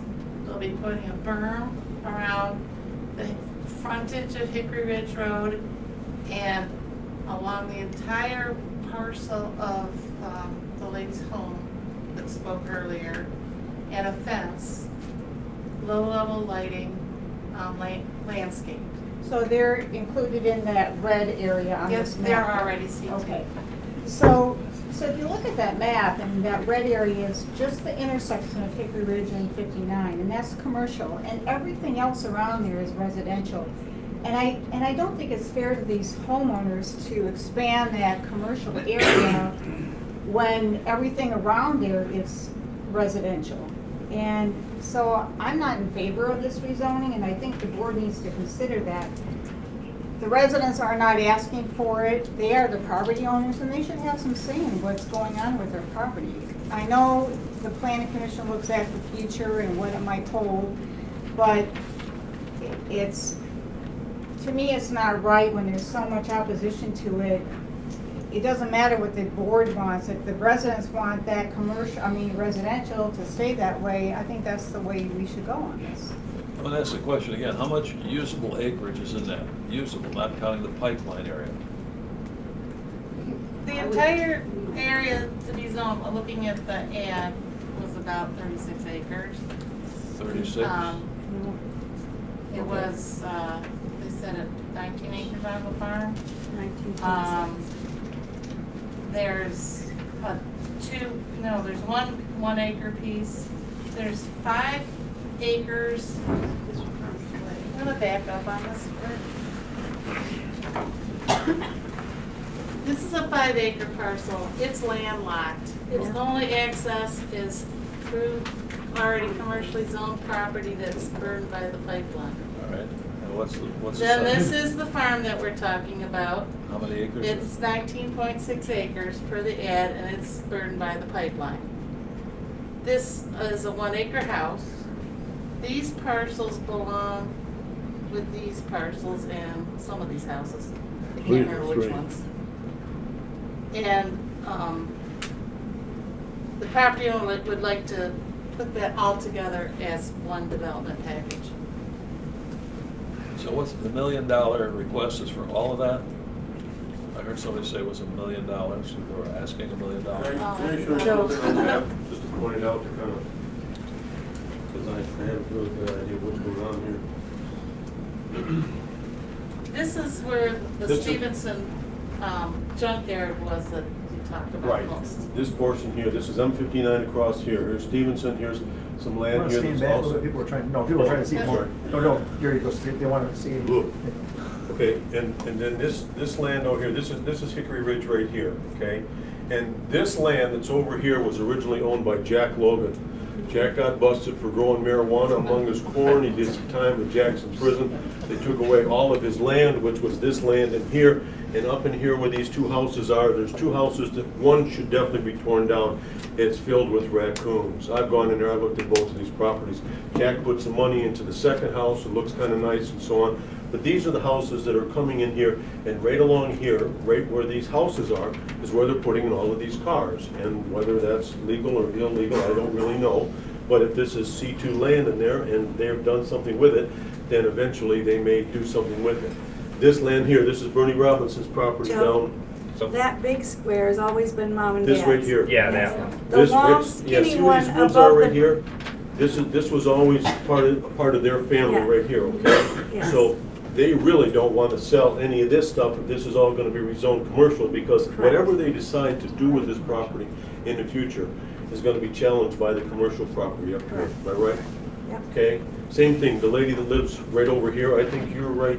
She's in the little square. You're right. Right up above, right This there. is you right here, right? Okay, and then here's where the house burned down and stuff over here. I get it, I mean, I understand that, but they own this land, and they don't want you to make it into commercial property, am I right? Right, because we Especially own on because- both sides of the street. Right. We own all the way down to the West Highland Baptist and then across beside you. This is all of them down here. This all used to be originally part of the Miller family. Here's the Lazy J here and so forth. And that here, this is all Armstrong back over in here. And I know that the Armstrongs have not done anything. If they wanted to make a ton of money, they could have sold off M59 easily, put in strip malls, everything like that. But they haven't. They lived peacefully and in harmony with the township for all of these years. Same thing with our ranch. We really don't want to do anything. I have no intention. I own 30 acres of land. And I really don't want to build a lot of houses and stuff like that in there. I just kind of like the lady said, we used to ride our horses down Lone Tree Road. And I used to go hunting as a teenager down Lone Tree Road. You could bag a few deer on there. Now most of you are going to get bagged by a car. And, so that's Okay, well, Can I offer an observation? Sure. The planning commission never heard from either any of the families. We didn't know about it. No, You we guys just got got a- I beg your public pardon? notice mail. I beg your pardon? I'm sorry that he didn't hear about it, but there was a public notice mail. So there's I beg no your pardon. reason Check the why record, I was. you can't take a couple parcels out of what your action is. This property owner's been highly engaged in the discussions, as has this property owner. They're eager to get things. I have another little comment for you. The 5 acres there, you have this landlocked. How's your master plan work there? It's also master plan for this low impact commercial zoning. But on the original one, how to get landlocked? I don't know. I wasn't here on that parcel street. May I make some comments? Yes, sir. Some suggestion, not comments. I agree with Lisa. We got children, we got kids, people like horses. They want to enjoy the life here. I love horses too. I don't have it, but I love horses. The Stevenson property, why we cannot, or city, or we can put a ballot that we, City Highland, will buy the property and we will donate to equestrian organization. They will have for kids ride horses around. They will have place to gather, have fun, and they will be perfect solution for that place which nobody wanna build anything on it, but I think if the horses, they can run around. There'll be freedom for the horses and freedom for the kids. It's there, here and there, and I think they need some help from us. We are on the end of the trail. If you will build industrial around here, I don't have nothing about it, but, you know, this is for the. So you're recommending the township purchase it? You know, they can be owned by township or owned by school districts or owned by Presbyterians, you know, and they will be properly owned by those people. Or multiple property owners that decide they want to buy it out. That's a suggestion only for the future for kids. You know, that's another alternative, and I've had this discussion for another parcel that was on Milford Road. If you don't like it, and this is the part that might take you off, then make an offer on it and buy it. Form a consortium and buy it out. We're already paying a lot in taxes on the property we have. So what you're saying is, you want somebody else to pay, and that's what I'm What we're getting saying at. is we want to leave what we have alone. That's all we're asking, leave it alone. So, say, this is just a conjecture, you pop out your parcel. So you got the 5-acre landlocked piece. How do you get to that if it's landlocked, without going through their property? You have to get through the front piece. It happens to have one Whoever owns owner. this piece of property, you have to get permission from them to run a road. It's got one owner. Or go through Robbins. It has one owner. It has one owner. Yes. This all is one owner, and this is somehow belong to somebody else? No. This The two 5-acre lots each, that's 10 acres, is one owner. There's one out to the 59 in the other. So what if you didn't make this commercial, and that would make the Robinsons family happy, and would make these people back over here, who live back in here, if you made that happy. Now, the one I would talk to then about this property right here is Mr. Armstrong. Joe, I'm gonna ask you to move aside because of the camera that your head Oh, is sorry, in. excuse me. So if this property right here is the part that you were to make something like that, if you were to talk to the Armstrongs and find out how they would feel about what went in here, let go of that, do this, this is all gonna wind up going as one parcel anyways. Because that's how, this 5 acres here, and this is all, I tried to buy this 5 acres, he didn't want to sell it separately. I tried to buy this whole piece, and he only wants to sell it, the whole thing, $1 million. So if you did do something, make some kind of commercial property with that, I would be sitting with the Armstrongs and feel, who's lived there for 175 years, and say, how do you feel about that? Dennis, are you that old? Okay, so you've heard several possibilities here. I never got my question answered. Was the $1 million paid for all that property?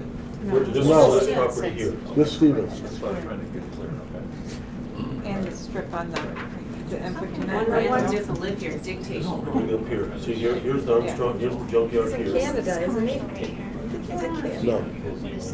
Residential. And one person doesn't live here, and they're not country dictation. Yep. Okay, so here's where we're at on this, because I think we. One more person wants But I have a question. I've had my hand up, and I mean no disrespect. But you were talking about the different zones and how this has happened, and we want to keep the integrity. We voted to have people who represent us, and that's what we do. Because some of us are teaching, some of us are raising children, we're working ourselves. We do what we need to do to be in this township, and we're helping, we're volunteering, we're doing all that. Not any disrespect to you up there, but we entrusted you with that. Otherwise, we would have run ourselves, but we're doing other important things in the community. So you're talking about these different commercial areas. Where were the trustees all those years before saying, no, we're not gonna do that. We're gonna have one right around Highland Station, and we're gonna build out from there and have a central area of our township, so that could be the commercial area. But different people in there are selling off, or who they're friends, and we're rezoning, and we never kept to what we wanted to be in this township over all these years. I mean, no disrespect, I moved here because you made it great all these years you lived here. So, but we moved here because we loved it, and we want our kids to stay here. So you can't chastise us for not coming to our meeting. Talk to Mary Michaels. I was at the zoning board meeting, I was here. I'm friends with Jeff Standard. We know what's going on, and we're here to help. So you can't say you want to protect those 3 zones when we should have protected one center. And we're trying to protect now what we have over here, so that in the future, it doesn't get worse. That we do have that property for other people to move in here. I'm going to give you an example of what happens. Right here. There's J Chevrolet. You know what this is? I This understand. isn't updated. So what that cost to have it go through anyways was millions of wasted dollars, because this was made commercial. These were already commercial. What happens is you can try your darndest as a board to protect the public, and the net result is you cost every single taxpayer huge amounts of money by going for basically unnecessary lawsuits. It wasn't asking too much. This parcel, the guy that owned this owned most of this. They bought them off of that. They were all happy-go-lucky. right? So Yeah, that's LaFontaine, which, by the way, the low lighting, you come to my house, it used to be dark where our pine trees are, now there's a glow. It's not rural. Okay. So I understand the lawsuit, but we need Well, civility. what I'm trying to get at is We need to maintain our community and help one another. You're saying that we're not being responsible. The truth is, you have to look at it from both sides of the picture. There's going to be a point, hopefully not, that this land in here is going to have somebody come along and say, we're going to do this. And we've got a whole different picture of the board here. Right now, this board is not interested in necessarily you guys selling your property and turning it into some kind of commercial thing. We're trying to look ahead and say, how can we kind of keep some businesses here that we're having trouble with in terms of not finding a place for them to be here? Business owners are valuable residents in our community as well. They offer a lot of goods and services that people use here. And so what we don't want to do is we don't want to turn it into a residential community that chases all business away because business is evil. And that's the way it comes across. Business is not evil. Business is what made everybody in this room the money they have to sit here tonight. Period. And That's I where agree it came with you. from. My husband's a businessman, but he would not come and buy farmland to put his trucking company on. He would say, I respect those neighbors, I'm not going to do that, I'm going to go to a commercial area that has all the property that we need to do that. Which we don't have. What we need to do. We don't have it. That's what I'm getting at. So anyways, yes ma'am. Can we vote? We're also here from Highland, and we've been here an hour and a half. Yeah. And you seem like you guys are getting nowhere with this conversation. Well, actually, ma'am, I'm going to cut you there because we spent several hours on you guys at the last board meeting. Oh. The same kind of thing. I'm going to give an equal opportunity. Normally we do 3 minutes. This is, I've given everybody way more than that, and because we want to hear this. Now, there's assumptions that are probably being made out here that this board's already made their mind up. Don't go that way, because you don't know what we're thinking. What we're trying to find out is this the right thing to do? Is this not? And guess what happens? The Planning Commission is a recommending body. They don't vote on it, and they don't have the last say. The board does. And there's been things since I've been in office where we voted against the Planning Commission. We've gone against what they have recommended. So we do not necessarily think just like the Planning Commission thinks. And we don't always agree with each other on this board. There's definite opinions on all sides here. So don't prejudge your board here that they're going to make a decision that you don't want. And part of it is that, and I'll say this is getting into how this whole system operates. It's aggravating for a board member to try and understand the days and weeks and hours that were spent by a planning commission to come up with this document, and then to try and dissect this document in a short period of time and go, we got to make a decision on this. Because we can't all just go sit at the planning commission either. I mean, if we all went in there, we'd have a quorum. We can't do that. So it's difficult. You're here. We got a big crowd. Can we get the? I have a question. She's been waiting Yes, for ma'am. quite a while. Hi. So on that less than 1 acre little square there, and if I understand this correctly, just for my I'm putting a little too selfish here, everybody, but if it's rezoned to the 1.5 acres, I don't even own that.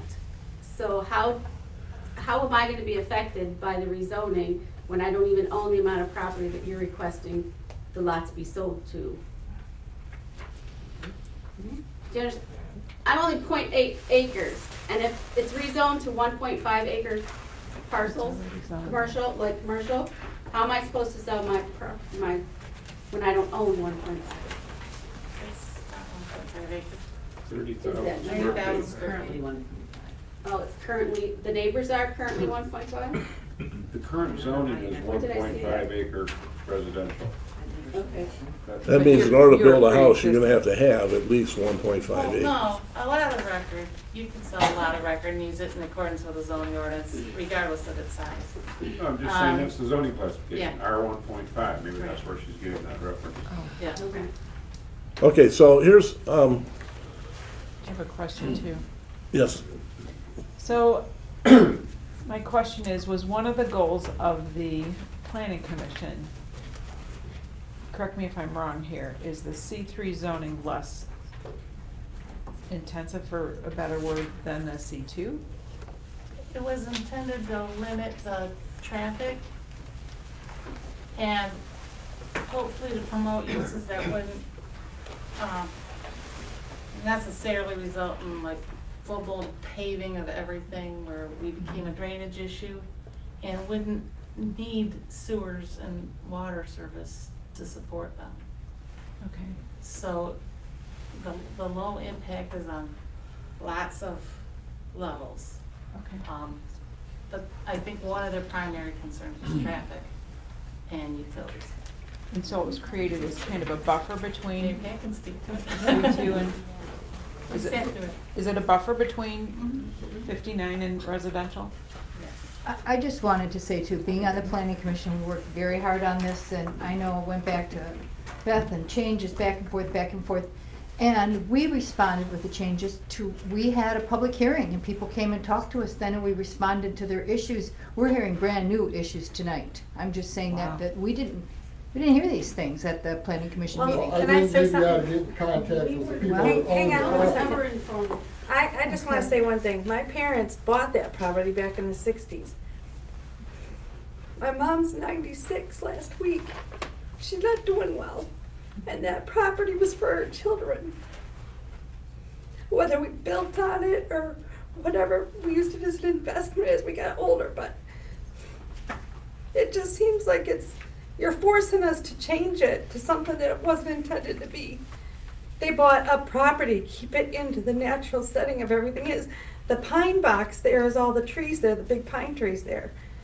As soon as you move that to commercial, it all gets cut out. Catherine can tell you, she can sit in her living room in her front room and you hear 13 semis going down to Hickory Ridge Road in 10 minutes. The traffic over there is unbearable. He gets up for work at 5 o'clock in the morning. At 4 o'clock in the morning, they're running semis down our road. And GM traffic's already coming in at 7 a.m., going out at 4:30. You can't even get out of our driveway between 3 and 5:30 at night because of the traffic that sits there. They're considerate down on 59, and yes, you have to practically force your way to get out of our driveway. Oh, that's one of the traffic things, yeah, is terrible there. And now you want to make more commercialism down in there to create more traffic, and they're going to be bringing semis in, and they drop them off even on M59. The semis are emptying right out on the road. On Hickory Ridge, On right Hickory there where Ridge that Road. car lot is, they park at the top of the They hill park- and then load the That is cars a up. hazard like you couldn't believe, and when it gets icy out, what are they going to do then? And the school buses can't cross Hickory Ridge from Lone all right, well, And we're sorry we didn't get, I'm doing the best I can to take care of my mom and my sister. She lives in Waterford. My brother lives in Milford. I have a sister in Birmingham. We're all trying to take care of mom, so the mail gets blown open by the semis that go out, and our mail gets lost. We found out the day before her birthday last week that there was a meeting. The next night, we had a birthday party for her that night. My sister came from California. We didn't have time to come here on that night. We're sorry we didn't know, but thank the Lord we got the paperwork and now we know, so we're just trying to voice our opinion because that's okay, so now silly. we've got a number of people from that area that are property owners. What's your recommendation? Do you want We've that got left out of that? We've got a parcel there that We don't want it commercial, and Joe doesn't want, I don't know, Joe, you don't want commercial around you either, I don't think. I'm down here. You're too far off I'm of just the. glad that house burned down. Now I just got a big lot there. That's all I care about. The lot is gone, it's nice The people grassy are here. I'll go safe. plastic grass seeds myself. The junkyard has always been there. There's nothing we can do, but that's what they're saying. This part here is already commercial. Yes. That's not gonna change. But there's like a okay? fine line there that This part down stops here the was commercial. rezoned on a temporary thing for Stevenson so he could expand his junkyard, because back in, I think, 1968, 69, he said if the township didn't let him get a zoning variance on this land here, he would stop picking up junk cars in Highland Township. So he did. Now, when he died, they came through, they cleared all of this out. This part up here is being used by a landscaping company to park their equipment and so on. That's what's up in here. What you guys doing here, I get this thing with this to come through here, because there's one coming through here, and then the Robinsons, we know too, we got another pipeline coming through here. Okay, Joe, once again, you're in front of the camera, so. Oh, sorry, excuse me. Okay, so here's what, I'm gonna make a So Mike, recommendation. to answer your that, question, I'm down here. If you want to do something with this, or you want to do something with that, I would begin with Dennis. And talk to Dennis and see how he feels. One of the things I know that Dennis can probably confer with me that we wish you would do if you could do this. I don't know what you could do with Stevenson or not. There used to be a fence that was up there, that they put these slats in it so that you couldn't see the stuff that was back in there, and that's blown down. It's still there, it just needs to be picked back up.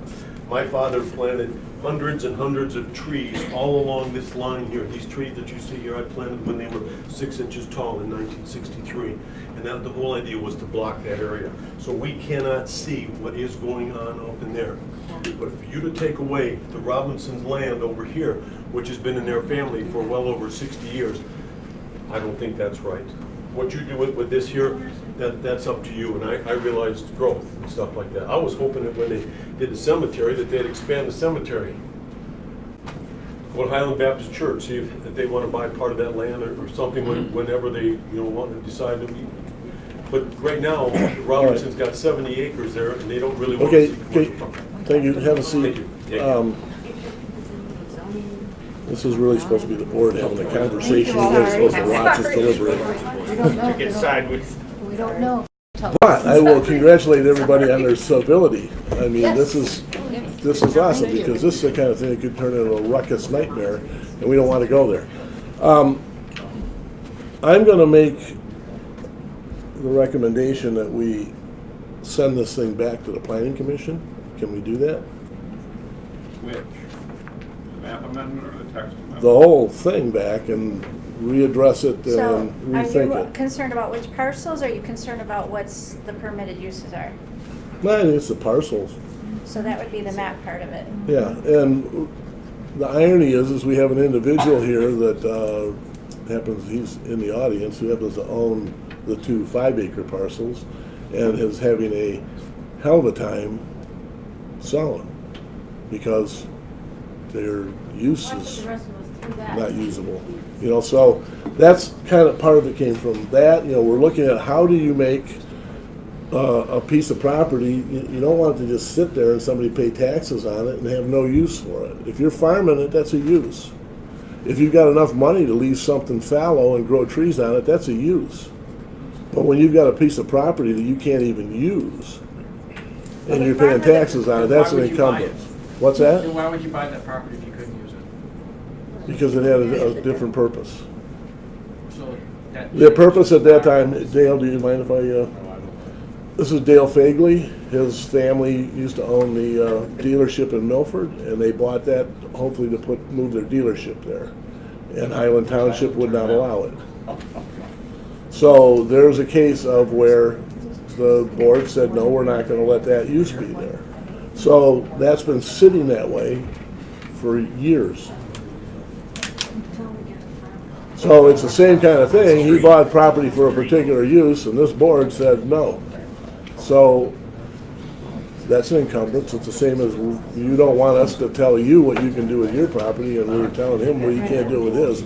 So you can kind of see it's whose yard are you in, whose responsibility, who touches what, so on and so forth. So what I'm getting the sense of is, you take the Stevenson property and you take the other 5-acre parcel and you convert that to whatever the C3 is, and you bring it back up and you have a public meeting and everybody says, yeah, that sounds all right to me. Yes. Okay, it sounds all right to Because most it's on of the you. other side of Hickory Ridge. Because it's okay. And then we have to redefine. I don't know, what can we do? You can do that tonight. You asked the public input. So Okay. you've got two ordinances up. Text and map. You have the ability on the map amendments to simply adopt something different than what you've got in front of you right now. Do you have the parcel ID numbers? Yeah, it's in that advertisement that's in your packet. As far as the text amendment goes, if you made substantive changes to that text from what it looked like when you introduced it, then you would need to reintroduce it and adopt it at a later time. Okay, I have no, I think Can I the, say one thing, just, I was gonna say, Yeah. one gentleman, he left, but it's not our job to buy that property, and the school district, I work for the school district, we don't have the money to buy that property, so I understand where he's coming from, and I don't, nothing against equestrian stuff, it'd be great to have that property for horses, but it's not our, we're not gonna spend $1 million on a piece of property just for, so I don't know if that swayed anybody on that, but I know the school district can't afford $1 million for a piece of property, so where he was going with that, I wanted to sit and think about that, so. okay, so I'm gonna, here's my proposal, here. I'm gonna make a motion. We're out of the public hearing, we're into, this is an opportunity where we can make a decision on this, right? For the map. The map, okay. So Okay. we're going to skip over the text amendment for the moment. The text amendment was on the agenda before the. So what you want to, if you want to do that, just move to table the text amendment till after the map amendment. Okay, I would like to move the table of the text amendment Support. till after the map, and move and supported. We need to vote on it, right? Yes. You need to vote on it. Okay. Mrs. Cooper? Yes. Yes. Yes. Yes. Yes. Yes. Yes. Motion carries. All right, so I'm gonna make the motion that we consider the request for rezoning the following parcels, or should I just extract parcels? Motion, yeah, motion to adopt the map amendment as to the following parcels. And after you've identified those, excluding the following parcels. Okay, the following parcels, so what we have is we have a list of parcels here, so, and I'm going to exclude Second one. parcel number 11. Easiest way for you to see it. I got it here. Okay. So I'm going to exclude parcel 11-30-200-001. Oh, one. Oh, 11. Rick, I don't know what parcels you're talking about, I need to see them on. Okay, that's, see the cursor?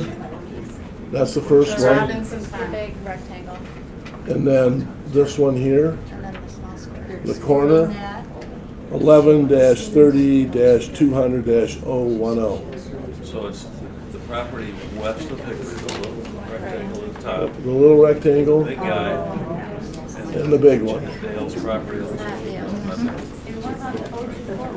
Right, so that's the motion.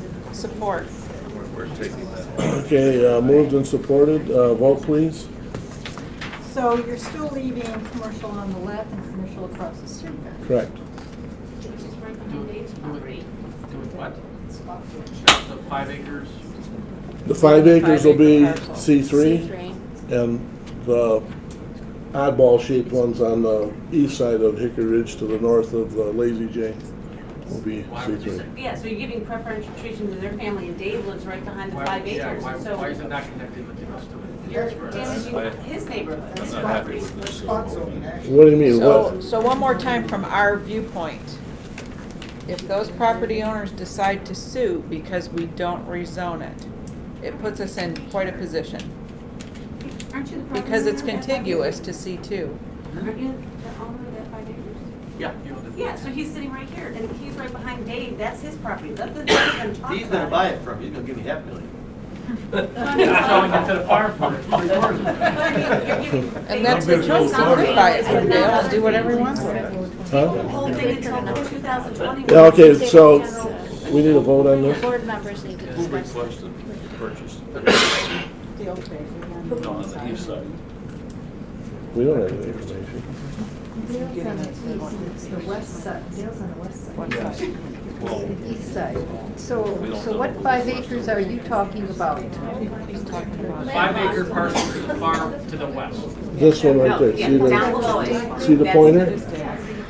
That 5 acres, Why would you make that commercial, leave everything else residential? because it's landlocked and contiguous with another C2 parcel. That's really not a good reason to do that, you know. Well, that's your choice, you can discuss That's my that. choice and that's my opinion, and it's also, I don't like it when the board rezones things for individuals because it's good for them. You know, it's supposed to be what's good for the whole township and what's good for that corner. You're expanding commercial in odd little places and it's not contiguous. You know? Well, it would have been if we rezoned the whole piece. Exactly, but we're not, so. So we're trying to be But my congenial. point is, so you made a mistake back then, so now we're gonna make a bigger mistake now by making it commercial. Why is it? This goes back to They my changed the zoning. like but- business, hate business. I understand it, but they changed the zoning to commercial, but then they landlocked the piece behind it. What logic is that? And now we say, oh, well, let's make the whole thing commercial because of a mistake we made back then by not giving them access to it. So it's, I don't understand this.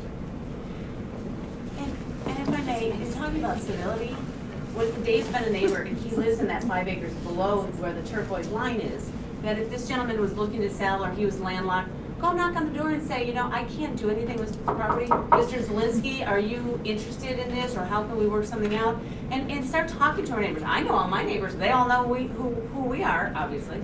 But I mean, it's just, you want to like not do something for those families, but not for his family because he hasn't been here 100 years yet. He's got 3 wonderful daughters, highly educated. We're moving in, so Still paying for college. yeah, so they're going to hopefully live in our community. But it's just something where you can't do for one and not the other. We need to do exactly what you're saying. What's best for our community? Well, that's, okay, enough talking. You guys have had your opportunity. This is the board's conversation, so, motion's been made, it's been supported. Question. what Yes? generated the request to have that rezoned? Which one? The one on the east side. Inability to do anything with it. Who was worried about that? The guy who owns it, who wants to get rid of Okay, it. that's what I asked before. I said, who requested the rezoning? That's what I wanted to know. Stevenson. Oh, yeah, Didn't you say the west side of the street though? No, I said On the east. east side. That's how all of this works. I mean, somebody comes in, I'll guarantee you that your piece of property in the future, somebody's gonna come in and go, I wanna rezone that. And that's how it works. It's the way it works. It's not trying to be ultra selective. It's, you've got a parcel that's landlocked, that's touching a commercial, that should probably be part of a commercial to make it work. The planning commission decided not to make any of that land to the left, which is owned by the Iverson company, who wanted to put their lumber yard there and were refused. And now they're over here by the railroad tracks having a hard enough time over there. It's optimum use of land for, quote, commercial use. You can find it into a corridor. Somebody's always going to get a pinch somewhere. Somebody's not going to be happy on something. You can't be perfect on this. But without like I said, if we walk around and we have the hate business attitude, we're going to be in trouble in the future. That's the way it's going to work. Nothing to do with hating businesses, personally. Can we take the vote on it, please? Is the board done with questions? Yep. We're voting on just leaving that section. Maybe you want to explain about what the planning commission did to protect the residential by increasing the setbacks and landscape buffer? Are you talking about the Over anything adjacent to residential. Because initially, the concern was that the setbacks were less than an agricultural piece So had a setback. are those the setbacks that are in the minutes here? Yeah. Because I don't have my other notes with me. So we doubled the setbacks. So it's back at, And we added a requirement of a 25-foot landscape buffer. There's already more than 25 foot of wooded area at the back of the 5-acre parcel. There won't be That would be left alone. What was that, sir? There There won't be 5 acres of woods there after you pave it. It's gonna be a 25-foot buffer or minimum. To put in a parking lot. 25 feet is the width of this. Okay, we got a vote called for, so. You need to just take everything west of Hickory Ridge and eliminate it. Leave it alone. Was there any consideration for the guys that are using parking the cars there to buy the Stevenson Junkyard area for their parking their cars? I have one more question. Yes. So the property to the left of Dale's back 5 acres, it looks like it's one piece of property. 39 acres. Is that C2? Nope, What is it? residential. R1.5. I would go to the table all. There's a motion on the table. I know, I'm just telling you what I'm not happy with. Well, you vote no. But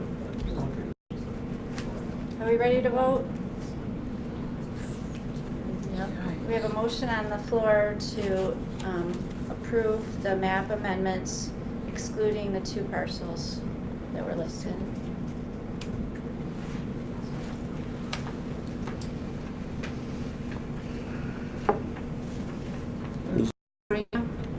I vote yes. No. No. No. No. No. No. Motion denied.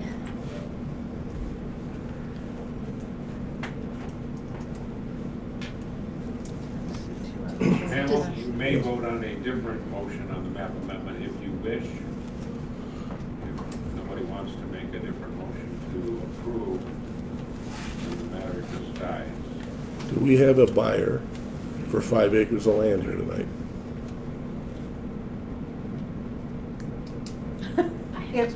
Excuse me, can I ask a question? Sure. If the motion on the map dies, then should we proceed with the text amendment either? Come back to my original comment, why do you have this text amendment if you don't have any property to apply it to? I'm not saying that's illegal, it was more just a practical question that I asked. Right, So you could still act on the map amendment, you'd have it in place, and if some time along, a piece of property looked like it would be a good candidate for that type of a zoning, regulations, you could have it be done with that, have it available for use. Okay, so what the attorney has said, if somebody else wants to make an alternative motion, it can be done. I mean, your options would be approve the map amendment as advertised and presented, in other words, as introduced, or if you wanted, somebody could make a motion to deny the adoption of the map amendment as presented. Or you could make a motion to exclude the 2 you had and exclude 1130-200-024, which is the one to the west. Then I would make a motion to deny the recommendation The proposal as it exists. from the planning commission for the map. Would that send it back to them, or? No, it just That would dies. not. That would just decide you're not going to adopt what they recommended. At the end of it. I have one more question. Would the property owners, would Stevenson and Dale have the opportunity to combine those properties? Combine them to what? To each other? You can't. You don't mean Stevenson, you mean I mean, you. Iverson. No, I'm talking about like year 2, 5 acres. If Mr. Fagley were to combine his 5 in the front to the 5 in the back, he still has split zoning. Okay, So he and that's can my only question. do the use that's allowed. If Mr. Stevenson were to combine all those parcels, he'd still have residential in the back, so he couldn't fully use the site just for one C2 use. You'd have to meld the uses. Okay. Now, Gary, because I made a motion for one format, does it mean I cannot make another motion? Really? It does not mean that, no. Okay. So we have a motion on the floor, it's not supported yet. Support. That's Mary. Okay, then we're gonna have discussion on it from this point. What happens here is if you throw the whole thing out, then we have a piece of property that's been a nightmare for this community for as long as I've lived here. And it's something that needs to have a better use. I just having to sit there and forcing a property owner to pay taxes on it and not have any options, I think appears to be is difficult. We're talking about The Stevenson property. It's not our job to make this property worth more money by rezoning it, Rick. That's not this board's responsibility. People come to the board, they come to the planning commission to ask for rezoning, and that's what Mr. Stevenson did.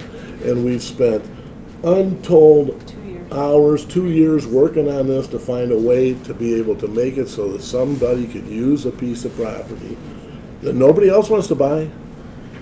Nobody else wants, I haven't seen anybody else want to buy it. You know? You said that same thing about Mr. King's property. Nobody will buy it unless we split it up.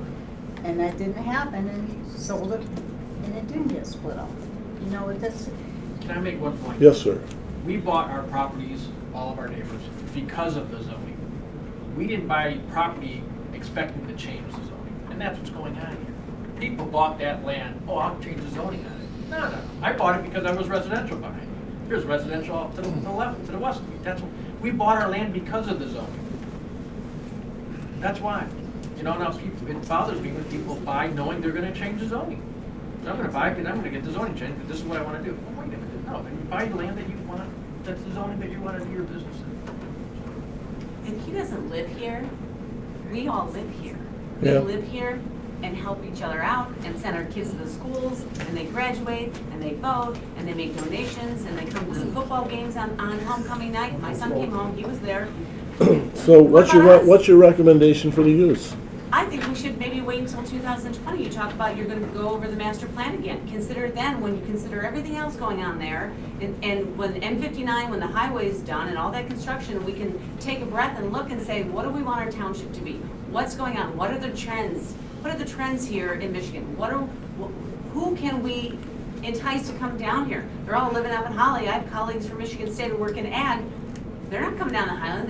They're looking for places. They can't go to DeWitt anymore because it's landlocked. There's no affordable housing. They can't go north. Invite them down here. Let's build those relationships and invite people in and see what's going on. That's what I think we should be doing. I mean, because all of us will go where our kids go, and I don't want to do that. I want them to buy the house next door. I got property available. I mean, I might consider it, but I never do. I'm a friend with Mary Michaels. I know she's friends with you. We'll have a conversation. You're right behind Dave. I would have bought that anyway. Okay, enough. Thanks for your comments. We've got a vote to make, I guess. You ready to vote on this? Ready to vote? Let's hear the motion again.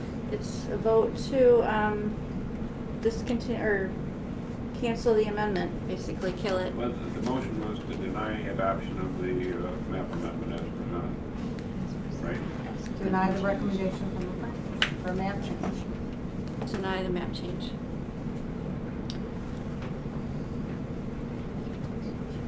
Okay. Ready to vote? Yes? Ready to vote? I'm gonna vote no. Wait, is Mr. Salvia? Yes. Oh. Yes. Yes. Yes. You looked at me. Yes. Yes. No. Motion carries. So now, are we gonna come back to the text amendment? I think it's kind of null and void, isn't it? As I said earlier, if you wanted to, on the text amendment, excuse me, you have the following options. You could adopt it as presented. You can postpone consideration of adoption to either a specified date in the future or to the occurrence of an event. Or you can, as you did with the map amendment, deny adoption of the text amendment. If you do that last thing, and then for any text amendment like C3 that's reflected here, you have to start from scratch. So there may be some benefit to at least keeping it alive, postponing adoption to a date in the future, and maybe see what happens. You've heard a lot of things tonight, a lot of people have spoke. There are a lot of issues at work, and you know, another map amendment could be petitioned for. We don't The have to. applicants could petition for an act amendment if the text wasn't. So what we'd be creating is a C3 district without a mapping of the district. It'd just be a descriptive. It would be Right, it like would be a tool. tool that would be available for future use. There's a lot of hours put Good into with that, that? I agree. I think I'm that good that's with a that. good plan. A lot We'll of- make a motion to adopt I would it. move to adopt the Text amendment. text amendment for, I'm sorry, I don't have this in front of me. For C3. So it would be for proposed ordinance number Z013, right? Yes. Support. Okay, moved and supported. Vote please. Mrs. McDonald? No. What is the motion again, please? To adopt the To C3 adopt zoning. the Adopt it. C3 text amendment. For the purpose of Without a future, map. right? Yeah, For an indefinite it's time? a tool. Yeah, it just becomes a description of Okay. somebody could come in and say, I want to put in a landscape, blah, blah, blah, or a retail garden What you center. read to us. And then somebody else might have a piece of property that's more amendable to it, and you could use it. You wouldn't have to reinvent it at that time. Okay, we Yes. started voting. You voted Correct, I yes. mean- Mary, you voted right? Yes. Yeah. I voted Vote no. no. Okay, but now you, yes. Yes. Yes. Yes. I'm really still undecided on this whole issue, okay? I don't like this, I don't like what I see, so I'm gonna vote no. Yes? Motion carries. Okay, so. Do you all know what happened here tonight? You tabled it for a later time. No, not at all. What we did is Not tabled it, but we have created a zoning that could be somewhere else in the community that might be more appropriate for it based on the population or the suitable area. We also did what you asked. thank you. So I think that's the key to the whole thing here. It's very civil. So, wow. Say- I want to thank everybody that is involved in this because it takes Think a about lot of 2 minute people to get the things right, so. Think about 2 minute break. Go. We can start without me, I'm going with that. Okay, Can we send in ideas for your Stevenson area? please. As long as I they, have a few. That is an important thing, talking to your neighbors to Right, figure out. find the out what we solution. want there. My suggestion. Okay, where the heck are we at now? Instead of cars being parked over Lower Pettibone. by the junkyard, park the cars there. Okay, so unless Put the cars over you people are really excited about hearing another conundrum, which is Pettibone Lake and weed control, if you'd like, you can get up and go home. What lake? Lower Pettibone. Thank you, guys. Thank you for coming. Thanks for coming, we Yeah. appreciate it. Your input. Your mother should have been matters. there. You don't know. She doesn't get around very well. I'm trying hard to keep her here. Thank you, guys. Just let her cry in the back. Thank you. Thank you. Slide the table.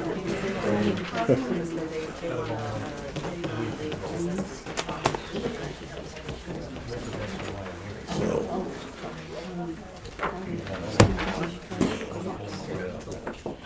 Nine C. We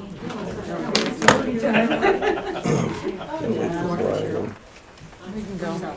huh? He said to keep going. All right, where are we at? Nine C. You're on C. We need to do a public hearing. Okay. We'll open a public hearing at 8:39 for resolution 19-28, approving assessment roll for Lower Pettibone Lake. Is that Tennessee or Tennessee? 8:39. Okay, we did a couple of weeks ago have an extensive multi-hour conversation about this. So, public hearing is open. Who's first? I'll go first. Dale? Dale Fagley, 1450 Pettibone. All I'd say to this is it's been going on for the last few years to keep the invasive species in check. We want to continue to keep the invasive species in check. There was a comment that from Joe at the last meeting that people didn't seem to know what was going on. Well, I knocked on as many doors as people were home at. We have started a Facebook page specifically for property owners, lakefront, Lower Pettibone property. Everybody got a card. I mailed a postcard to everybody on the list that I was given by the township. I sent one to the township so you know that it was done. And let me see what else. If the people that are opposed to this, we can opt out of this agreement at any time as long as we're paid up. I don't believe there's going to be much more spraying done yet this fall. It wouldn't start again until spring. If the people that think there's a better option can come up with a better option, I don't think there's anybody that's a property owner here that would object to looking at it. And we have until spring to make that decision. But if we don't do it now, then we can't get sprayed for another year because it won't fit into the taxable schedule for the fees.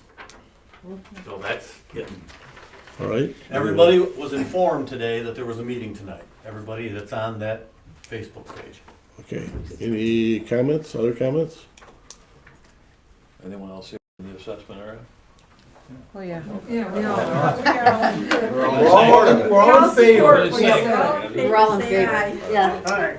Nice. You guys get free pizza for making it easy. Thank you. Let them go first. Yeah. Sorry about that. Well, We who close at 3 sent the minutes. proposal in to drain the lake? Or there's no problem? You said it properly, and I think a lot of us recognize the fact that if it's not treated, that either some people will take it into their own hands, as you had indicated last time that happened on Duck Lake, it becomes a real issue. Or even more so, our properties become devalued because we look at vegetation and no water, because it's all been consumed by the invasive species. The lake's healthy, it's beautiful. There is a lot of wildlife. Swans, ducks, Still plenty of turtles. weeds. Cranes. We still have Still plenty of Those weeds. are okay, it's not invasive, but they don't hit. All right, so if you're all kind of here for favor and there's no more public comment, then we'll close the public session at 8:42. Not quite a record, but close. And Judy? I would move to approve Resolution 19-28 to approve the assessment roll for Lower Pettibone Lake Special Assessment District Weed Control Project. Support. Joe can have it. Okay, moved and supported. Vote, please. Mr. Howe? Yes. Yes. Yes. Yes. Yes? Yes. Yes. Motion carries. Thank you for your Thank patience. you very much for your patience. Appreciate it. Thanks, everyone. I'll give you the same option. If you want to bail, bail now. Thank you.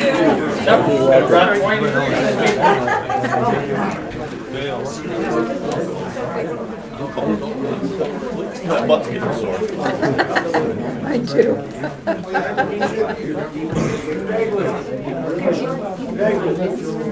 Okay, so we're getting there, Rick. Proposed ordinance 468. Anybody want to make a motion on that? I would move to approve ordinance number 468 to amend the Highland Charter Township Code to change the penalties for the purchase, possession, and use by minors of tobacco products, nicotine products, and vapor products. Support. Moved and supported. Take the conversations outside. Okay, Ready to vote? vote Yep. or discussion? Vote? Mrs. Chenoweth? Yes. Yes. Yes. Yes? Yes. Yes. Yes. Motion carries. All right.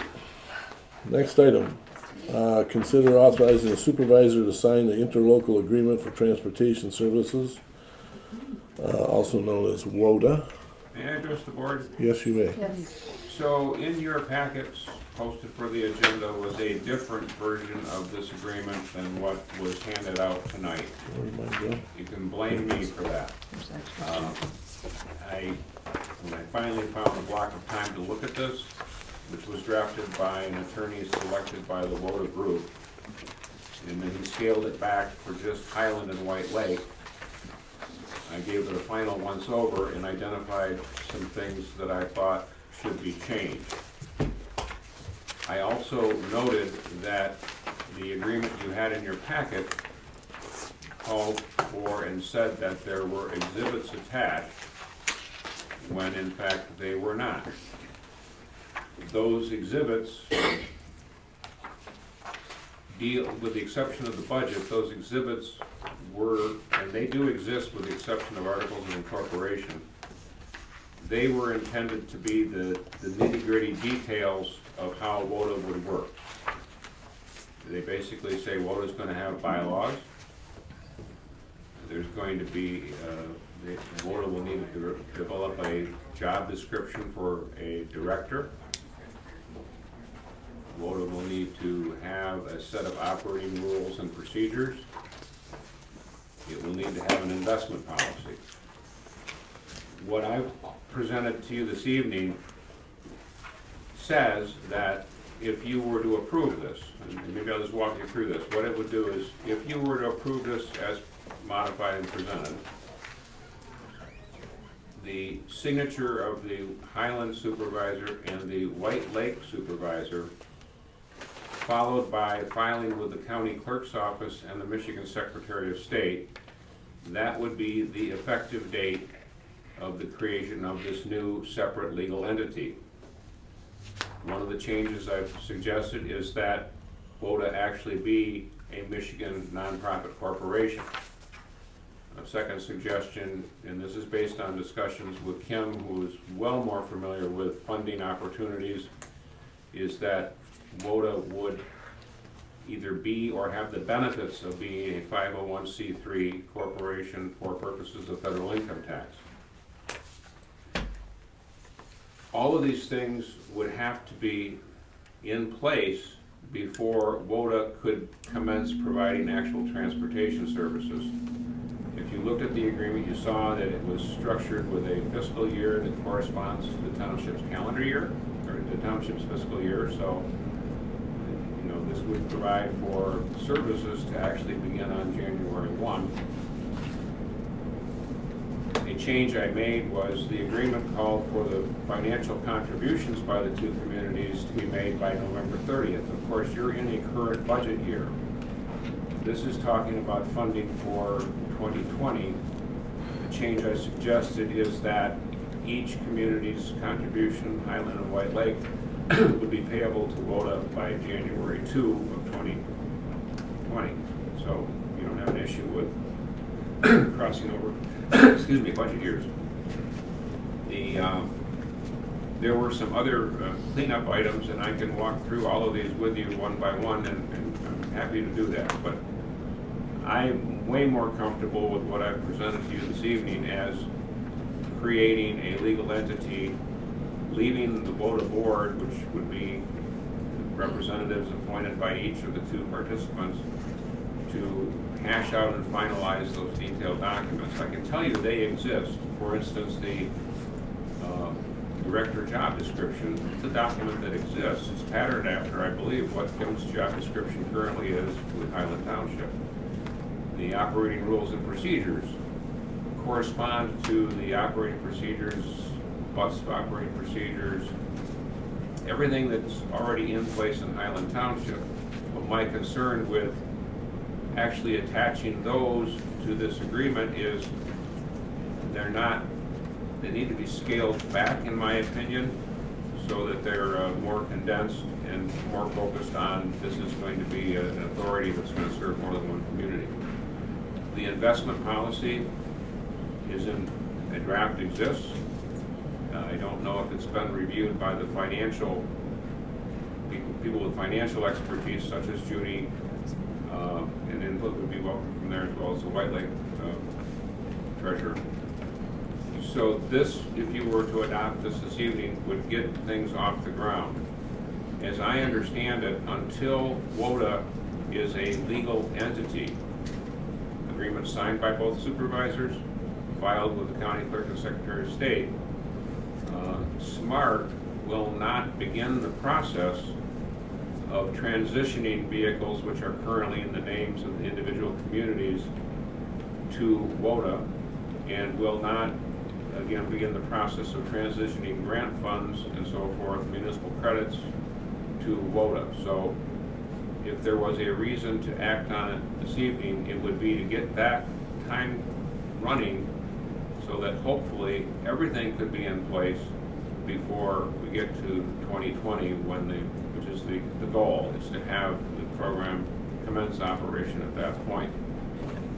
I think Rick's memo to you indicated that as far as the other communities go, and I learned just this morning that apparently Commerce Township is probably not going to be a participant. You know, I represent Waterford Township, and it's my understanding that they remain interested, but weren't able to commit to joining until the new year. So it may be that they still join in. I can't commit to that. This concept was presented to the Waterford Board earlier this year. It was not poo-pooed. There's just different dynamics at work there. They have current obligations pending with the Waterford School District that they work with on providing transportation, and those loose ends have to be tied up according to the schedule. So I can go through the specific changes if you would like. I've talked quite a bit here, so I'll stop for the moment and answer questions. I'd like to hear your changes. What's that? I'd like to hear your changes. Okay, so if you've got the agreement in front of you, I'll go through those. They are tracked.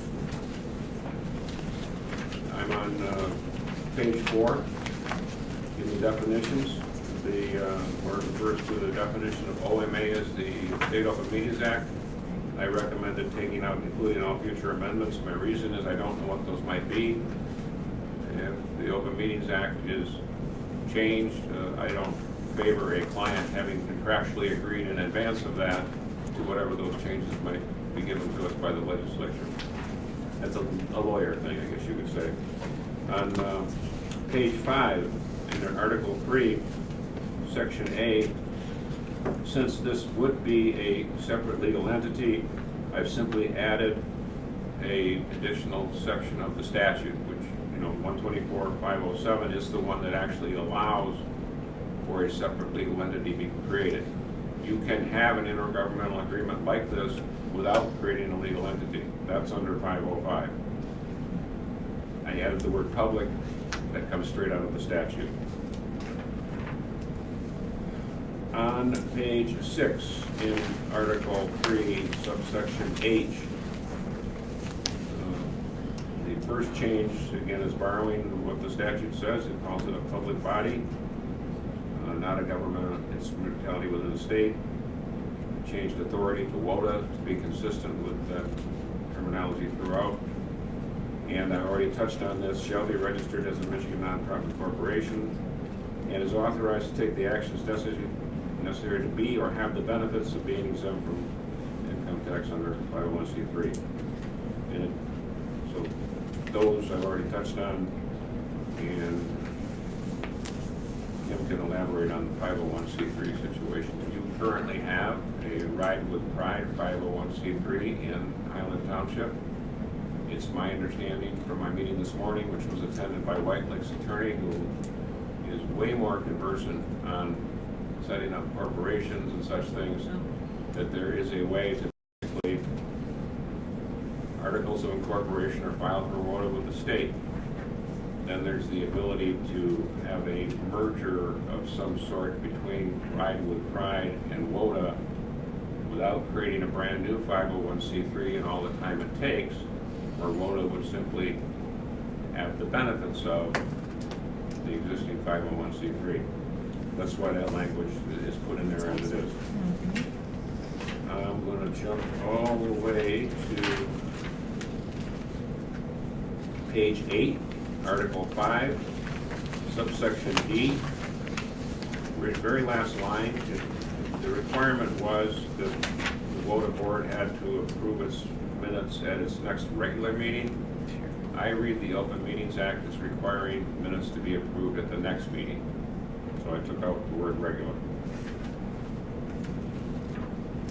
On page 9, in Article 5, subsection F, the very last line. It was just a typo. This is a situation where the WOTA board could remove a member for cause, and it indicates non-attendance as being a cause, but it says with a vote to excuse. It should have said without a vote to excuse. Article 6, Section A, similar to my earlier comment, struck the language for its successor provision, not contractually agreeing to something you don't know what the legislature might do. Article 6, subsection B,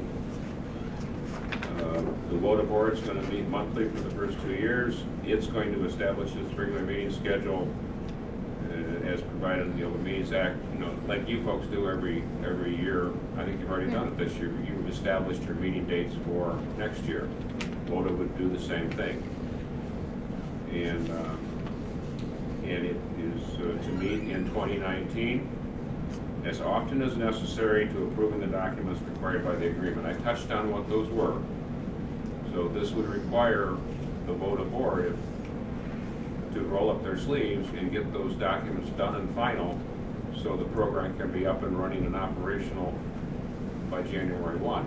If they don't get that done, as you'll see later, the program can't start. So those documents have to be approved by the WOTA board before anything more than preliminaries can take place.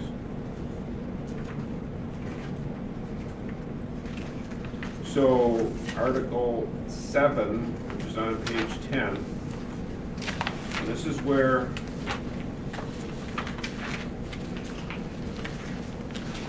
I did some modifications. There will be articles of incorporation. There must be for a corporation to be registered with the state of Michigan. Those articles of incorporation can be extensive or can be fairly abbreviated. More often than not, if you were to go to the state licensing department website and look at articles of incorporation, they're abbreviated. And I would expect that those would be the case here. But so what this does is it says the WOTA board can do what's in the statute and what's in this agreement, and they're to do that as provided in their articles of incorporation and bylaws that they have to approve.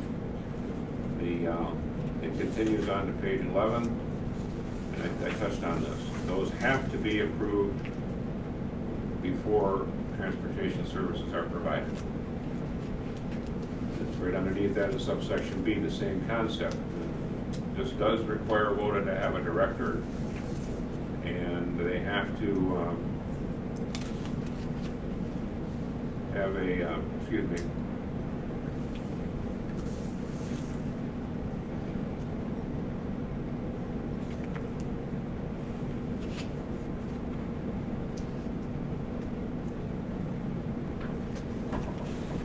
there's a typo, but it says the WOTA board shall hire or contract or authorize the director to hire or contract the personnel necessary. So what I noted was we're going to have a director, and I thought, well, seems like we need some employees as well. So just a minor detail, unless Kim's going to clone herself.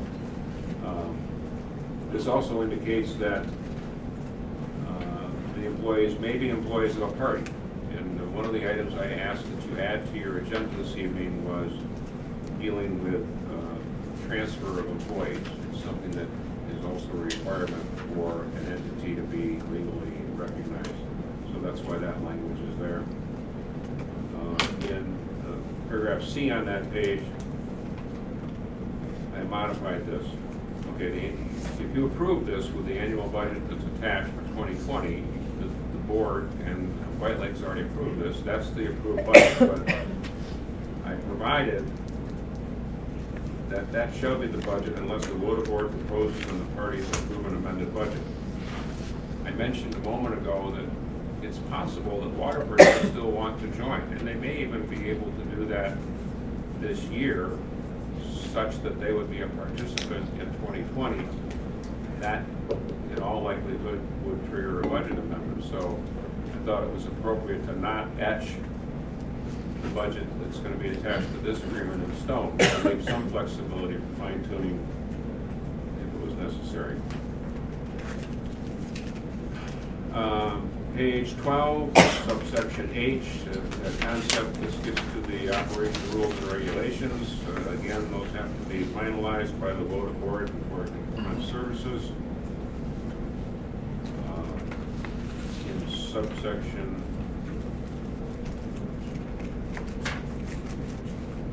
looks to me like I've got some paragraph problems.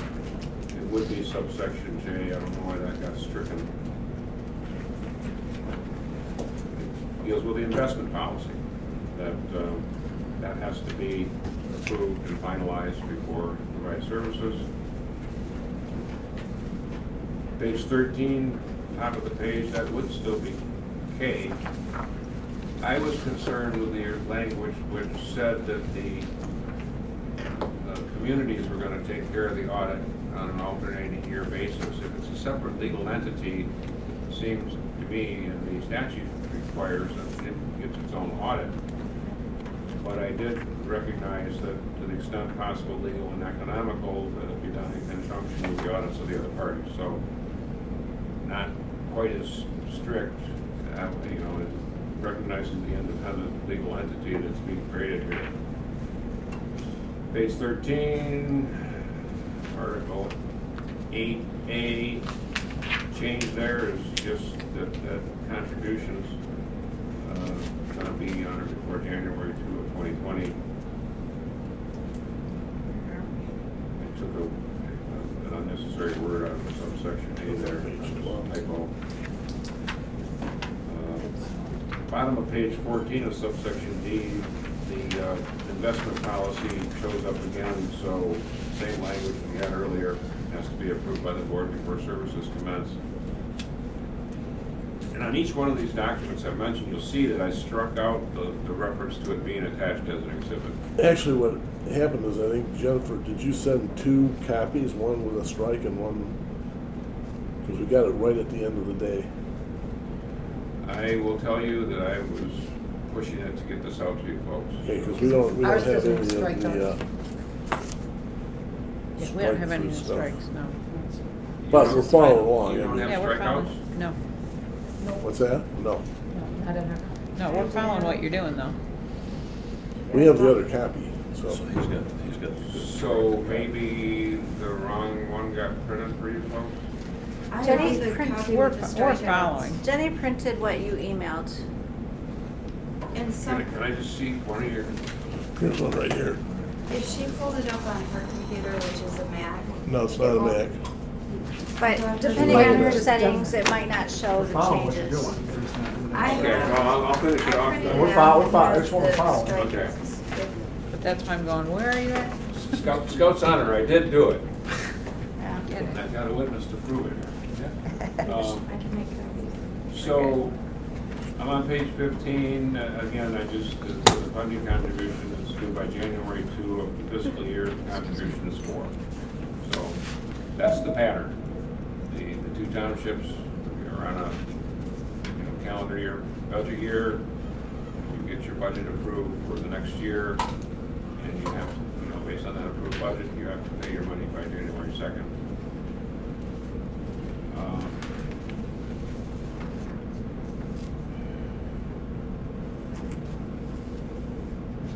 So on page 16 at the top, I added, just upon the effective date, the full execution of this agreement, because as I mentioned, it's not effective until it's also filed with the county clerk and secretary of state. And I added a reference to the effective date definition in Article 14. I changed the term on page 16, Article 10, Section A. I saw that it was going to have a term of 730 days, which I didn't have to pull a calculator out to determine if that was 2 years. But actually, the term is going to begin when it's effective, which is, if it's approved here, it could be effective, early next week. And it's going to run through, the 2-year term is going to run through December 31, 2021. That's how I changed it. So the way it reads, the initial term of this agreement shall begin on the effective date in Article 14 and end on December 31, 2021.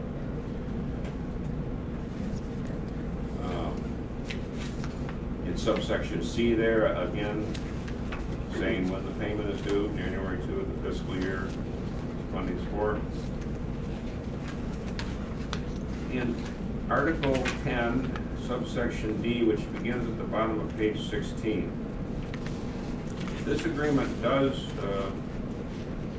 provide for somebody to withdraw. If you look up at subsection B, there's two things that are provided in subsection B. One is, during an actual fiscal year, a party can simply withdraw. They have to give at least 90 days notice, and it has to be before July 1st.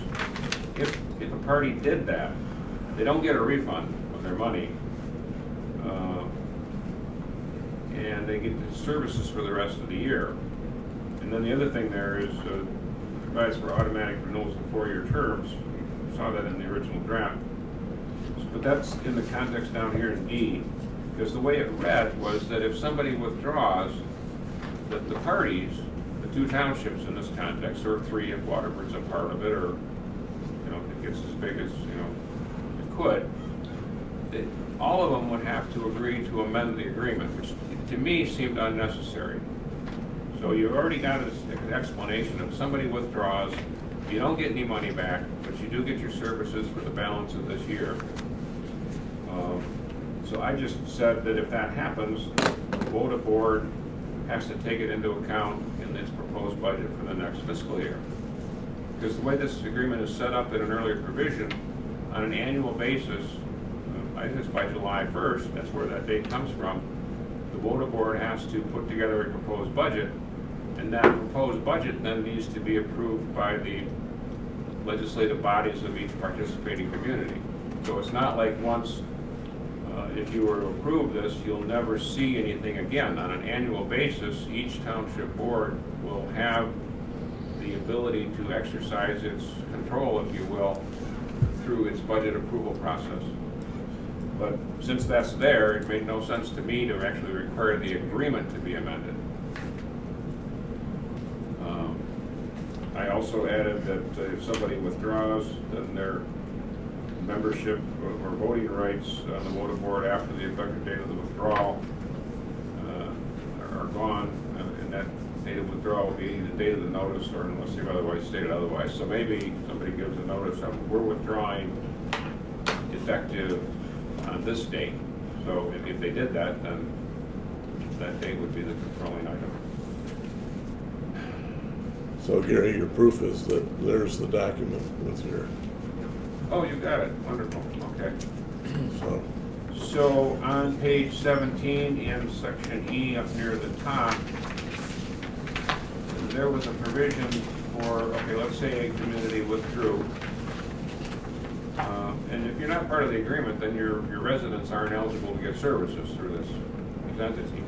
But there's an exception that was recognized in subsection E, in which that if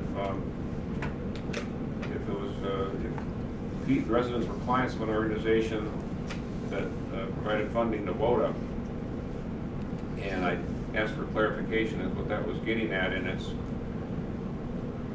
currently there are organizations or companies in Highland Township that contract with the Community Transportation Program for services. And that's what this was getting at. So what I added was you can continue to provide services to residents if they're clients of such an organization that's contractually receiving and paying for services. So some of the components, like you've got American House in Milford, you've got American House. There's Independence Village. Independence Village is another one, and we've got two other facilities that could so be coming the thought process is that address those types of organizations and say, hey, instead of you guys owning your own bus and paying for a driver, why don't you contract with WODA, and WODA will handle that for you. And that would be one of these contractual agreements. So we have those agreements now, or that's what they're looking to do? This just gives them the ability to do that, right? So Gary, you said this is only for residents of the communities that are in the agreement. Does that mean we're not going to service Milford anymore? We Correct. haven't been servicing Milford. We can't hear you. We haven't been servicing Milford since September 1st because that was agreed on in the summer to discontinue service to them. their contract with PECs. Louder. Can't hear you. It's a conflict of interest with their contract with PECs. People's Express. Yeah, I remember we talked about that was going to happen. Got to go all the way to page 19 for the next one. It's in subsection C, which is at the top of the page. There's some language stricken at the end of that paragraph. That paragraph basically says that, you know, if somebody doesn't do something as a result of acts of God or things out of their control, that's okay, it's excused. But the language at the bottom said that if one of those things happened, the party that owed WODA money wouldn't have to pay the money. And although that's a common provision in a contract between private parties, it didn't make any sense to me to have a situation where, in effect, one of the participating entities, you know, like say it's an ice storm right at the end of a year, WODA can't provide services, and all of a sudden there's a change in the politics of that community, and they say, we're not paying, even though they owe a lump sum payment on January 2nd. I just thought it didn't belong in a context where we're talking about an intergovernmental agreement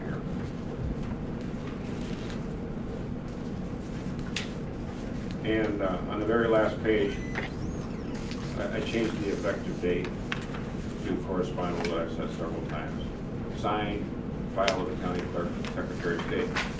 Something I haven't mentioned, and I think I just glossed over the strikeout. In the draft that was presented, you probably noticed a reference to a right of referendum that was placed in there by the WODA attorney that the WODA group secured to do the heavy lifting on this. When I looked at this and double-checked the statute, there is a separate section that deals with this right of referendum, but it only applies if the agreement involves the participating communities agreeing to share their real property tax revenues. And there is nothing in this agreement that calls for that. So, in my opinion, and it's shared by the attorney for White Lake, and when I brought it to the attention of the WODA attorney, he agrees that there is no right of referendum. So if you approve it and it's signed and filed, it becomes effective. So that is the summary of the changes I made. Just a few. Okay, now Rick, did you have the budget attached when you did the budget sheet? Do I have it, or did you have it attached? Did I have? No.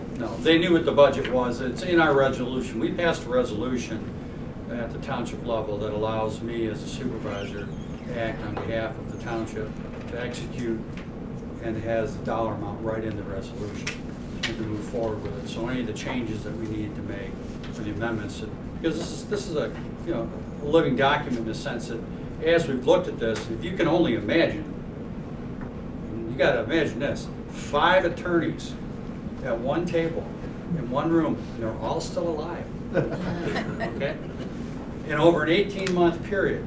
Okay, so there was a lot of going back and forth on this, and it made a lot of sense to have everyone in the same room, just from a logistics standpoint. The number of emails, the number of communications, what it would have done to the legal bills. So it's better to have everybody there, parley this out. Once we've gone to this point where we have decided that it would be in the best interest of the White Lake residents, and we feel in the Highland residents, to combine these services to provide a much higher level of service to our residents that we so desperately need and are going to continue to need, that it just made sense to form WODA and move it forward. There's a couple little sidebars, and I just want to make sure you know, and we made it very, very clear to the other communities that this was not the proverbial good old boys club. We would welcome them at any time in open arms to come into this organization, because it's only going to benefit their residents, and in turn benefit our residents, because of the area that we'll be able to service much more effectively, cost effectively, and just user friendly to people. They're not gonna be captured to just going to this corner and that corner. And it does open up the world. You know, Andrea was here earlier tonight, and she made comment about some of the folks that have some challenges in their life. As I've been out there, and the more I've been doing this, the more I'm finding the need for this. And there are parents that have come up to me and said, you know, my son or daughter has challenges, but if they could get from A to B, they could live independently. So these are all these reasons. And we have older folks. I mean, the stories that have, the more I peel back the layers of the onion here, the stories that I get from this is just amazing. And it's not one of those things that you look at and go, well, okay, we're just going to move some people around. There's a whole lot more to it. And not to mention the entire RTA end of it, which is a huge looming cloud. And if this goes forward, we have been flat out told, and I've been told by people at the county, and we've been told directly from the RTA, that we will be in a preferred status situation for funding because we'll be an authority. And that's the key issue that I think is to our benefit as the two communities going forward. And Waterford, right now, has a contractual agreement with the school system for transportation. And I believe that's going to end at the end of the year. Somewhere in that. I want to speak for Gary Wall. And in that case, we've had Gary, the supervisor, and Kim, the clerk. Correct. At the meetings. Right. Every one of the meetings. So it's been, you know, they're taking that information back, and it's been really an unbelievable process, and many meetings too. So it's, I think we've really hammered this thing down pretty well to be a viable thing for the future, especially. So. But the short order, the resolution contained the necessary information to move forward with this for Highland Township. Okay. Gary, do you have a recommended process that we should use for this, or just the authorization side? Well, the item you're on is really what we need to agree to. So. Consider on there. I mean, you know, if you were looking for an affirmative motion on the agenda item you're on, it would be to move to approve the interlocal agreement for transportation services with the Charter Township of White Lake to create the independent entity known as Western Oakland Transportation Authority, with the WODA proposed budget 2020 attached, and authorize the supervisor to sign it. Well, that's my motion. As presented by the township attorney this evening. That would be the qualifier. I'm going to use that as my motion then. Support. Okay, moved and supported. Any additional questions? All right, the vote please. Mrs. Cooper? Yes. Yes. Yes. I am voting no, and I want to make an explanation.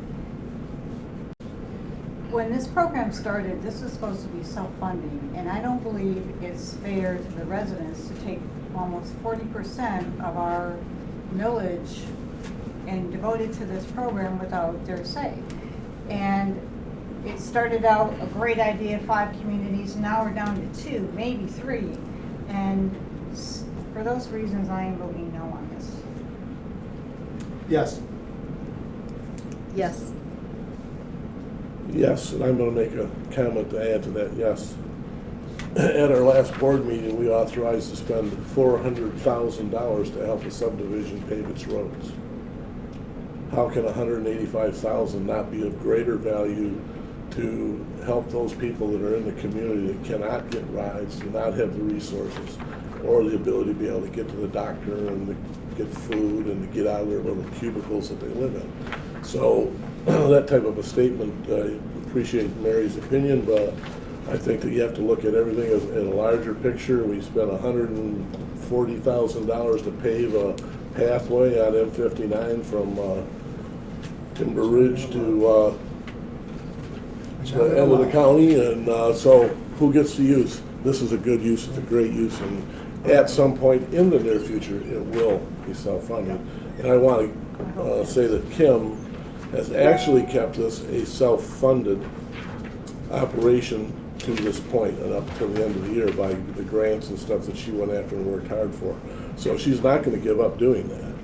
The $185,000 is essentially seed money. It's a guarantee that says we believe that this is a good use and that it'll be something that maybe we don't even need to use that money. It's part of the budget right now if there's no other things involved, but we've got a lot of people to talk to and a lot of opportunities, and we've got multiple supervisors that are serious about this. And I'll tell you, Rick and I have been working, we set up meetings for every Wednesday going forward the rest of this year to see that this is successful. And so... Coffee clutch. Yeah, which that's all it was. I guess we're going to call it but that. it's important, and you know, it's oddly, yes, it's very social, but we are brothers keepers, whether we want to say otherwise or not. And there are a lot of people that need this and just have no other way to do it. And the future opportunities are that this bus operation, WODA, can be something that anybody can ride. And it gives us an opportunity by becoming WODA to deal directly with the federal government, where now we have to go through SMART. So we can use the RTA, which is the one that takes the federal funds into the state and puts them towards transportation. We would deal directly with them. Even if they don't do, you know, they don't have their millage that they'll want to put on, that's their idea, is to add a millage to each township to pay for whatever they want to do. Even if that doesn't pass, we have the opportunity, because the RTA still exists, we will be able to talk at the table with them. So it's a real asset to the county as a whole. We've lost L. Brooks Patterson, who was pretty much a champion of don't shove this down our throats unless you're going to give us something back. The only problem was that they didn't have anything to bring the money back to. And Rick and myself and Gary Wall, and we've been talking, we actually, all the supervisors had conversations with Patterson's team, and the idea was, hey, we're here, we could form something, why don't we be that entity that the money comes back to? Well, the irony is if we form WODA, what would have normally been money coming back to the county could very easily be directly to WODA instead. So instead of the county taking a swipe off the top and another swipe off here, you get a bigger bang for your dollar. So Waterford Township would get a better return on their investment if they're forced by vote to go along with this RTA. I'm not in any way, shape, or form saying vote for the RTA, because it's a big hit for us. We don't know the numbers yet, but it could be what prior was 1.5 mil. We only charge 0.6 mils right now for property tax. So 1.5 mil for nothing, send it down to Wayne County and Washtenaw County, and what do you got? Nothing. This is some serious conversation between multiple supervisors trying to have a positive effect in Oakland County and saying, hey, if we're going to potentially get this shoved on us, because only 2 of 4 counties have to vote yes to make it happen, then we want a piece of that pie. We want to be at the table, right at the top, not, wish we would have done this. And that's where it was almost getting to. And so this is a real, this is an awesome opportunity right now to see a big change in the way that things happen. So, I want to say something if you don't mind. My Yeah. mother-in-law lives in Ludington, and they have the dial-a-ride, and they barely go anywhere. And she needs it because it's us, me picking. I picked her to pick her up bodily, put her in the car, and get her out now because she had a stroke. And it'd be nice if they could travel around the community more to get her to her sister's or daughter's house and stuff. And they can only go, if you ride that, you can only go to the township limits, which doesn't get you out to Meyer. If you know Ludington at all, it doesn't give you out to Meyer. You get to Walmart, and that's as far as you can go. It's just ridiculous. And their hours of operation are so slim. I mean, it's just. So I'm glad to see this because I know firsthand what she deals with up there, and we deal with as a family. And it's just a nightmare with all that. It'd be nice to have that. It's nice you can wheel it right in and off you go. Instead, it's Well, tough. you're making an interesting statement. I hope you don't mind me interjecting because I'd like to have this open dialogue.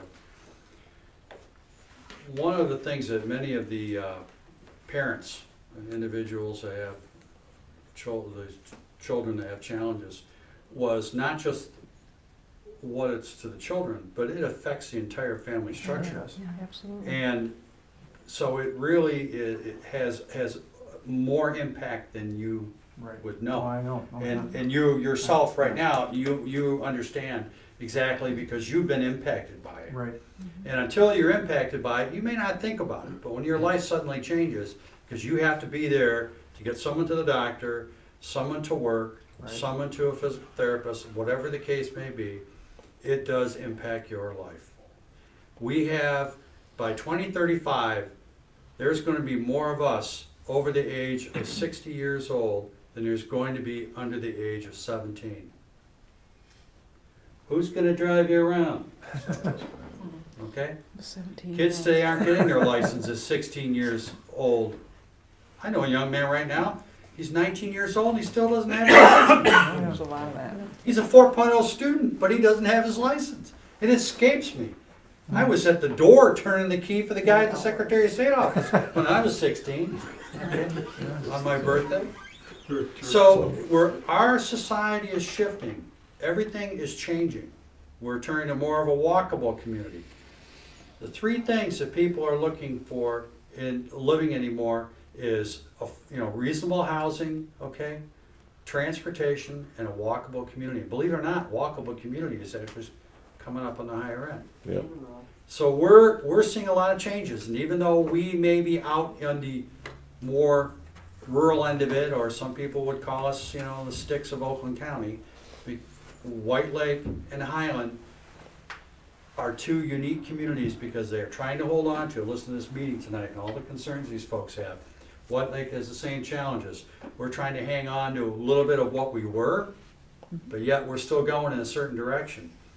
So this is a positive thing for our residents, and maybe we'll keep some other portions of government and transportation under our control, on our terms, on how we see to service our residents, because we can pick them up at their door and drop them right off at their doctor's office.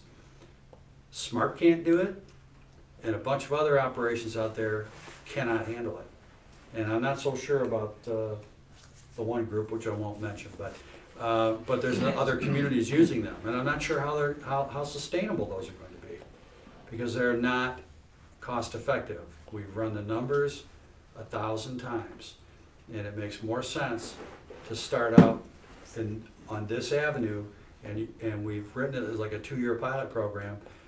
If for some reason the wheels come off, no harm, no folly. We'll have serviced people in those 2 years, but I don't believe that's going to happen, because I believe that there's enough determination, not only by myself and Supervisor Hamill, but by the support of the boards in both communities and individuals that are putting this program and implementing it. So I want to say thank you very much for supporting it, and we will do everything we can. I will do everything I can as one of the directors of WODA to not disappoint this community nor White Lake. Thank you. May I ask a clarifying question? Just being a community member and talking about vulnerable populations, which our seniors are vulnerable populations, those who are ill, those who are disabled, are special needs, young adults and children who might be using this transportation. So under the 501c3 organization, you're going to have employees there. Are they going to be completely screened? Are you going to have 2 people on a bus so that the bus driver is not getting off, or whoever is driving the vehicles not getting off, so that they can help somebody get from a house there? Brian's talking about his mother-in-law and actually physically picking her up and getting out. Yeah, these would be questions, Kim. Yeah, just to make sure that we have the right personnel to help the right populations, and not just saying, here's the bus coming up to your door, and you have to make it from your door, down your driveway, and onto a vehicle, just to make sure that those are addressed. Go ahead, Gary. Yeah. I can tell you that Highland's program currently allows someone that's eligible, a senior or a disabled person, to have a person come along with them. But Highland does not take it upon itself to help people get on or off the bus. We don't do that. I don't think WODA's going to do that. But an extra person can ride along to perform those functions. Okay, and so let's say that there's not a caretaker that's coming with them. Will those drivers of those vehicles be 100% cleared to make sure that they are able to work with vulnerable populations so that we don't have You have to be able to get out. predatory Yeah, no, persons? Yeah, so that's where the Yeah. big difference between this type of operation and Uber and Lyft. Right, then that's is just what I that wanna make we're sure. not, doing you're not that just bit, dealing all with some that guy is- that shows up in a van and says Uber on his window or Lyft on his window. Right, And right. these are people that, and especially when you go and you talk to those that we service, the bus drivers are critical from the point of view that they are the connector, and when that bus driver may be sick or something, the people that ride that expect that individual. And so, yes, that is the considerations we have to take in, so. I just want to touch on a real quick story because these are real people and these are real stories, okay? Recently we had a woman who was a rider on the bus and a frequent flyer, so to speak. And she's a rather robust lady, okay? And the driver took her home, got her to her house, got her as close to her porch, in front of her house as he could. And the driver, these are the kind of people that we are very fortunate to have and are working in the system right now. Noticed that her front porch was in disarray, okay? The driver notified my director at our senior center. The senior center called me. I called in the ELF squad, okay, which is the fire department. And an anonymous donor donated the materials and she got her front porch rebuilt. So no one can tell me that we're not looking out for the people in our community. And that's an example of what I want to show you as to the kind of relationships that and the bonds that they've been able to build between the seniors and the drivers. People actually look out for each other. And that's, We do security checks and I'm just asking also. because this is a business right. So I Yeah. work in outreach, I've worked in special education, so I'm always very concerned that make sure that we're Absolutely. taking that community sense into consideration when we're doing a business deal and a contract, especially with another township, because we, like I said, we take care of our own and we do that. And so I just wanted to make sure in a public forum that's been mentioned, that we need to just take a little consideration because we don't know all the operations or so that. well, one of the things is you have to realize what WODA really is going to be. WODA itself is going to be its own entity. So it's really not, it's not really a contractual agreement with this, outside source vendor. This is a culmination of the two communities' existing systems becoming a marriage and conjoining assets and saving some costs over the overrun. And I can't begin to tell you the number of years that Rick and I would talk, and here goes Highland's bus, and there goes White Lake's bus, down the same route. For years. So all this diesel is going up in the environment. I mean, I could give 100 reasons. Carbon footprint alone, okay, of what we're gonna be able to do. So, yes, we do consider all those I things. appreciate that as a mother and as And I get it. an outreach. All right, well, thank you. So we've got some more to deal with, and those are, Next item, the agreement.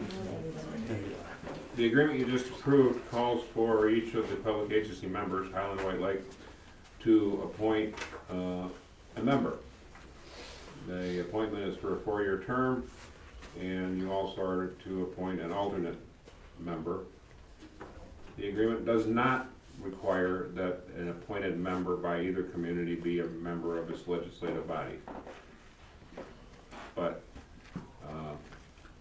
till Highland appoints a member and an alternate, or at least a member, the WODA board can't meet. And as we talked earlier, there's a whole bunch of things the WODA board is going to need to get done in a fairly short period of time if the program's going to kick off on January 1st. well, I'd like to nominate myself if I can do that, because I think that at the level that we're at right now, having the township, and I think Rick is the same way with his board, having the township supervisors spearheading this thing all the way along, we need to see it through. And I think we've got the background of years of dealing with this to be able to help the board do the right things. So how would we go about doing this? I'll move to, you want me to move to nominate Rick Right, Rick Hamill as the as Highland the Township. WODA board member? Support. And that, and I would just comment, because I said it's a 4-year term, but being on the township board is not required. So the appointment is for a 4-year term, even if he's not elected next go around, assuming he's even foolish enough to run. He would still be on the board. If he resigns or something else happens, do we appoint another person? Yes, Okay. yeah, the appointment power always stays with the township board. Okay. Okay, so you made the motion. Joe supported. Joe supported. Yeah. Do we vote, have to please. move for, do we have to appoint an alternate right now? No, you do have to have one, but, I mean, and I, unless you're not prepared to do that tonight, I'd recommend you try, but. Well, let's vote on this one. Okay, vote please. I vote yes. Yes. No. Yes. Yes. Yes. Can I vote for myself? Yes. Motion Put it carries. up there. So, although it doesn't have to be a township board member, it's never, in my opinion, a good idea to appoint somebody that doesn't even know it's coming. So, Yeah, who's not here? I mean, unless one I'm of the gonna appoint other Dale board Frank. members wants to volunteer, or, one of the other board members' name is, put into a motion. I mean, if that doesn't happen, then you're gonna just have to let that go by to the next meeting. Why don't we think about it and bring it to the next meeting? I'm good with that. Okay, so the final item I had you add is a section of the statute. I'm gonna read it, the parts that applies, that before the effective date of the joint exercise of power, meaning the effective date of the agreement, public agencies that are parties to the contract, that's you, shall affirm in writing to the joint exercise of power, that's WODA, those employees who will be transferred to the joint exercise of power, that's WODA. So basically, the contemplation here is that the Highland Transportation Program employees would be offered employment by WODA, and if they accepted that, Highland Township would transfer those employees to WODA. Kim has provided me with a list of 3, 6, 9, 10 community transportation position Highland Township employees. I didn't bring anything in writing with me, but having said that, I can give you language for a motion if you want to do this. Please. Question, the transfer, would they be terminated and then rehired? They would become WODA employees, and they would no longer be Highland employees. So is there a termination process versus transfer? I mean, use the word transfer, just technical term, I guess. They would no longer be Highland Right. employees. So, a motion, if you wanted to do this, would be a motion to transfer Highland Township Community Transportation Program employees that are offered employment by WODA to WODA, effective January 1, 2020, and have this motion in the minutes serve as the written affirmation called for by the statute. So moved. You want to do it? So moved. Can I ask a question? When that happens, then, I think, Kim, are you the only full-time employee right now? No. There are others, does that include their benefits and everything too? I mean, nothing changes for them? Will that? WODA would offer them. That's platform. why I That's why the raised budget's it, attached. that are offered and accept employment by WODA. WODA will have whatever its established compensation package, if you will. It has to be within the approved budget. I'm not prepared to speak to how it might compare to what current compensation is at Highland, but that's why I phrased it that way. Okay, so, If they're offered employment by WODA and accept it, then we're gonna transfer them we're transferring those employees to WODA. Okay. What we did as a group was to sit down and look at a budget, and that's the budget that you have a copy of. And we pretty much all agreed that these are the numbers and this is what the employees would be offered to come forward. So that's what the WODA board would have to finalize, but so the employees that would be basically what their offer would be for the hourly rate, which is similar to what they're making now, or. Okay. Are they somewhat aware of this already? Let's try to say. Oh, yeah. Okay. Yeah, they are. Kim, you've kind of reviewed. They've known about this for about a little Well, I over a mean, year. the final compensation package, they'll be aware of it, okay. We've actually had not only the supervisors and the clerks and the attorneys at these meetings, but we've had the directors for the senior centers, activity centers, anybody that would be Senior involved. advisory councils.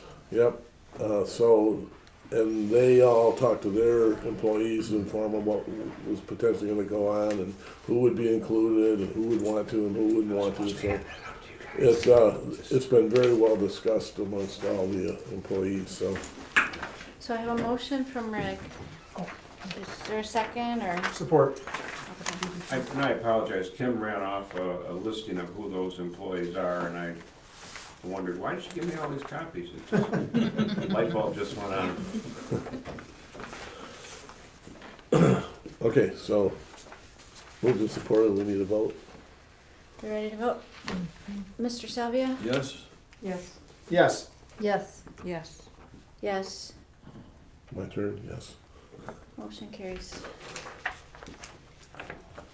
All of the add-ons that I put on your agenda. I think we made it through except now new business. With that, I'll say thank you and good night. Rick, when will the assigning take place? A lot Thank of work you. coming together. Thank you. betcha. Thanks much. Thank you. My kids behave at your meetings? Yeah. Absolutely. Those are my kids, so. Are they? Yeah. my kids. Well, they, Thank you so for that. Joe? Good luck. thank you. Appreciate it. Wait, we still have super quick changes.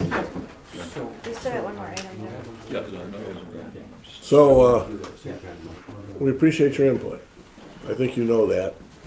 Oh, And, by all means, I was raised by my mom also, I'm staying to the end of the meeting, because that's what I would have taught my kids, and Brian knows it, so. Township, hear him singing.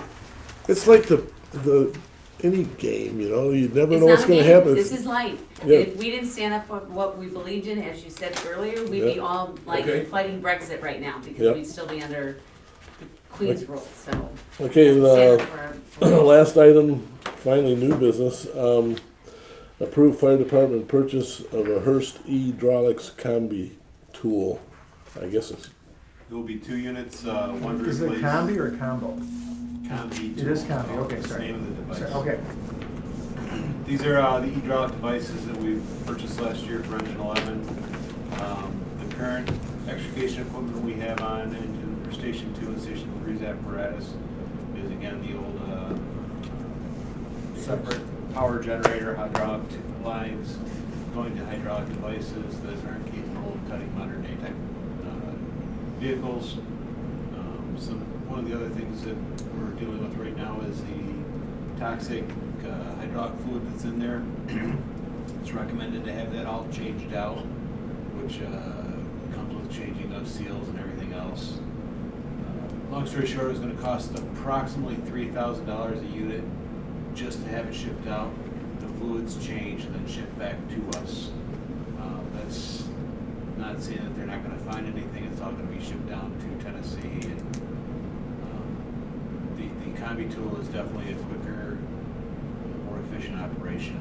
And it's something we're comfortable with now. I was fortunate enough, before you bought the other tools, you were having demonstrations.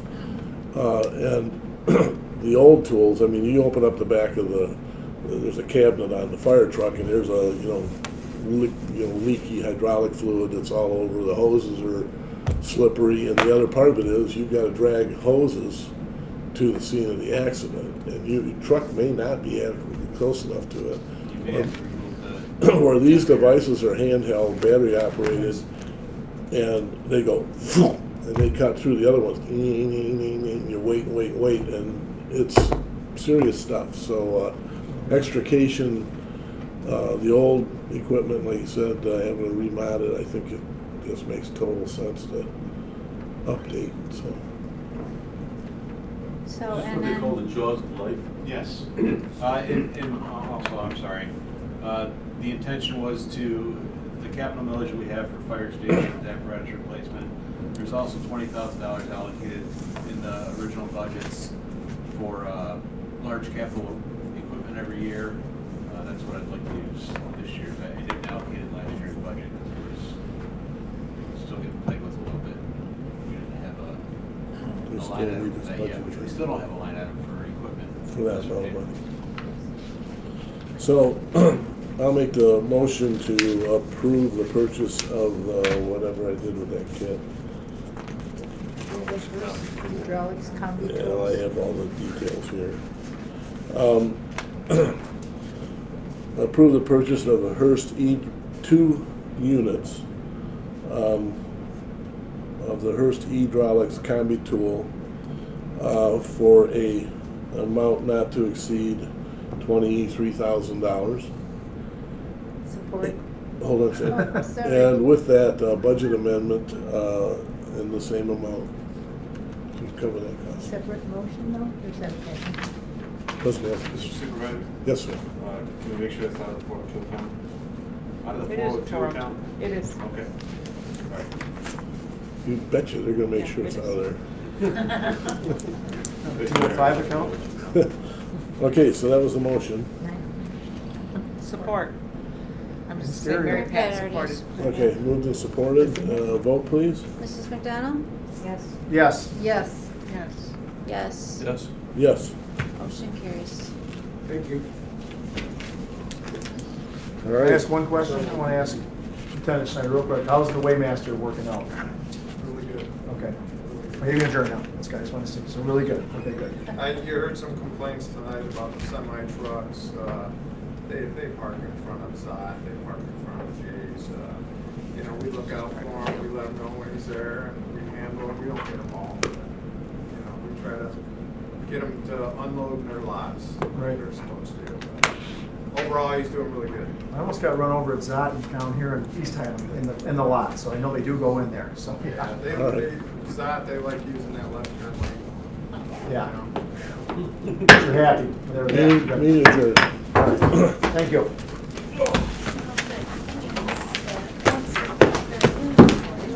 Still have tickets for the community dinner.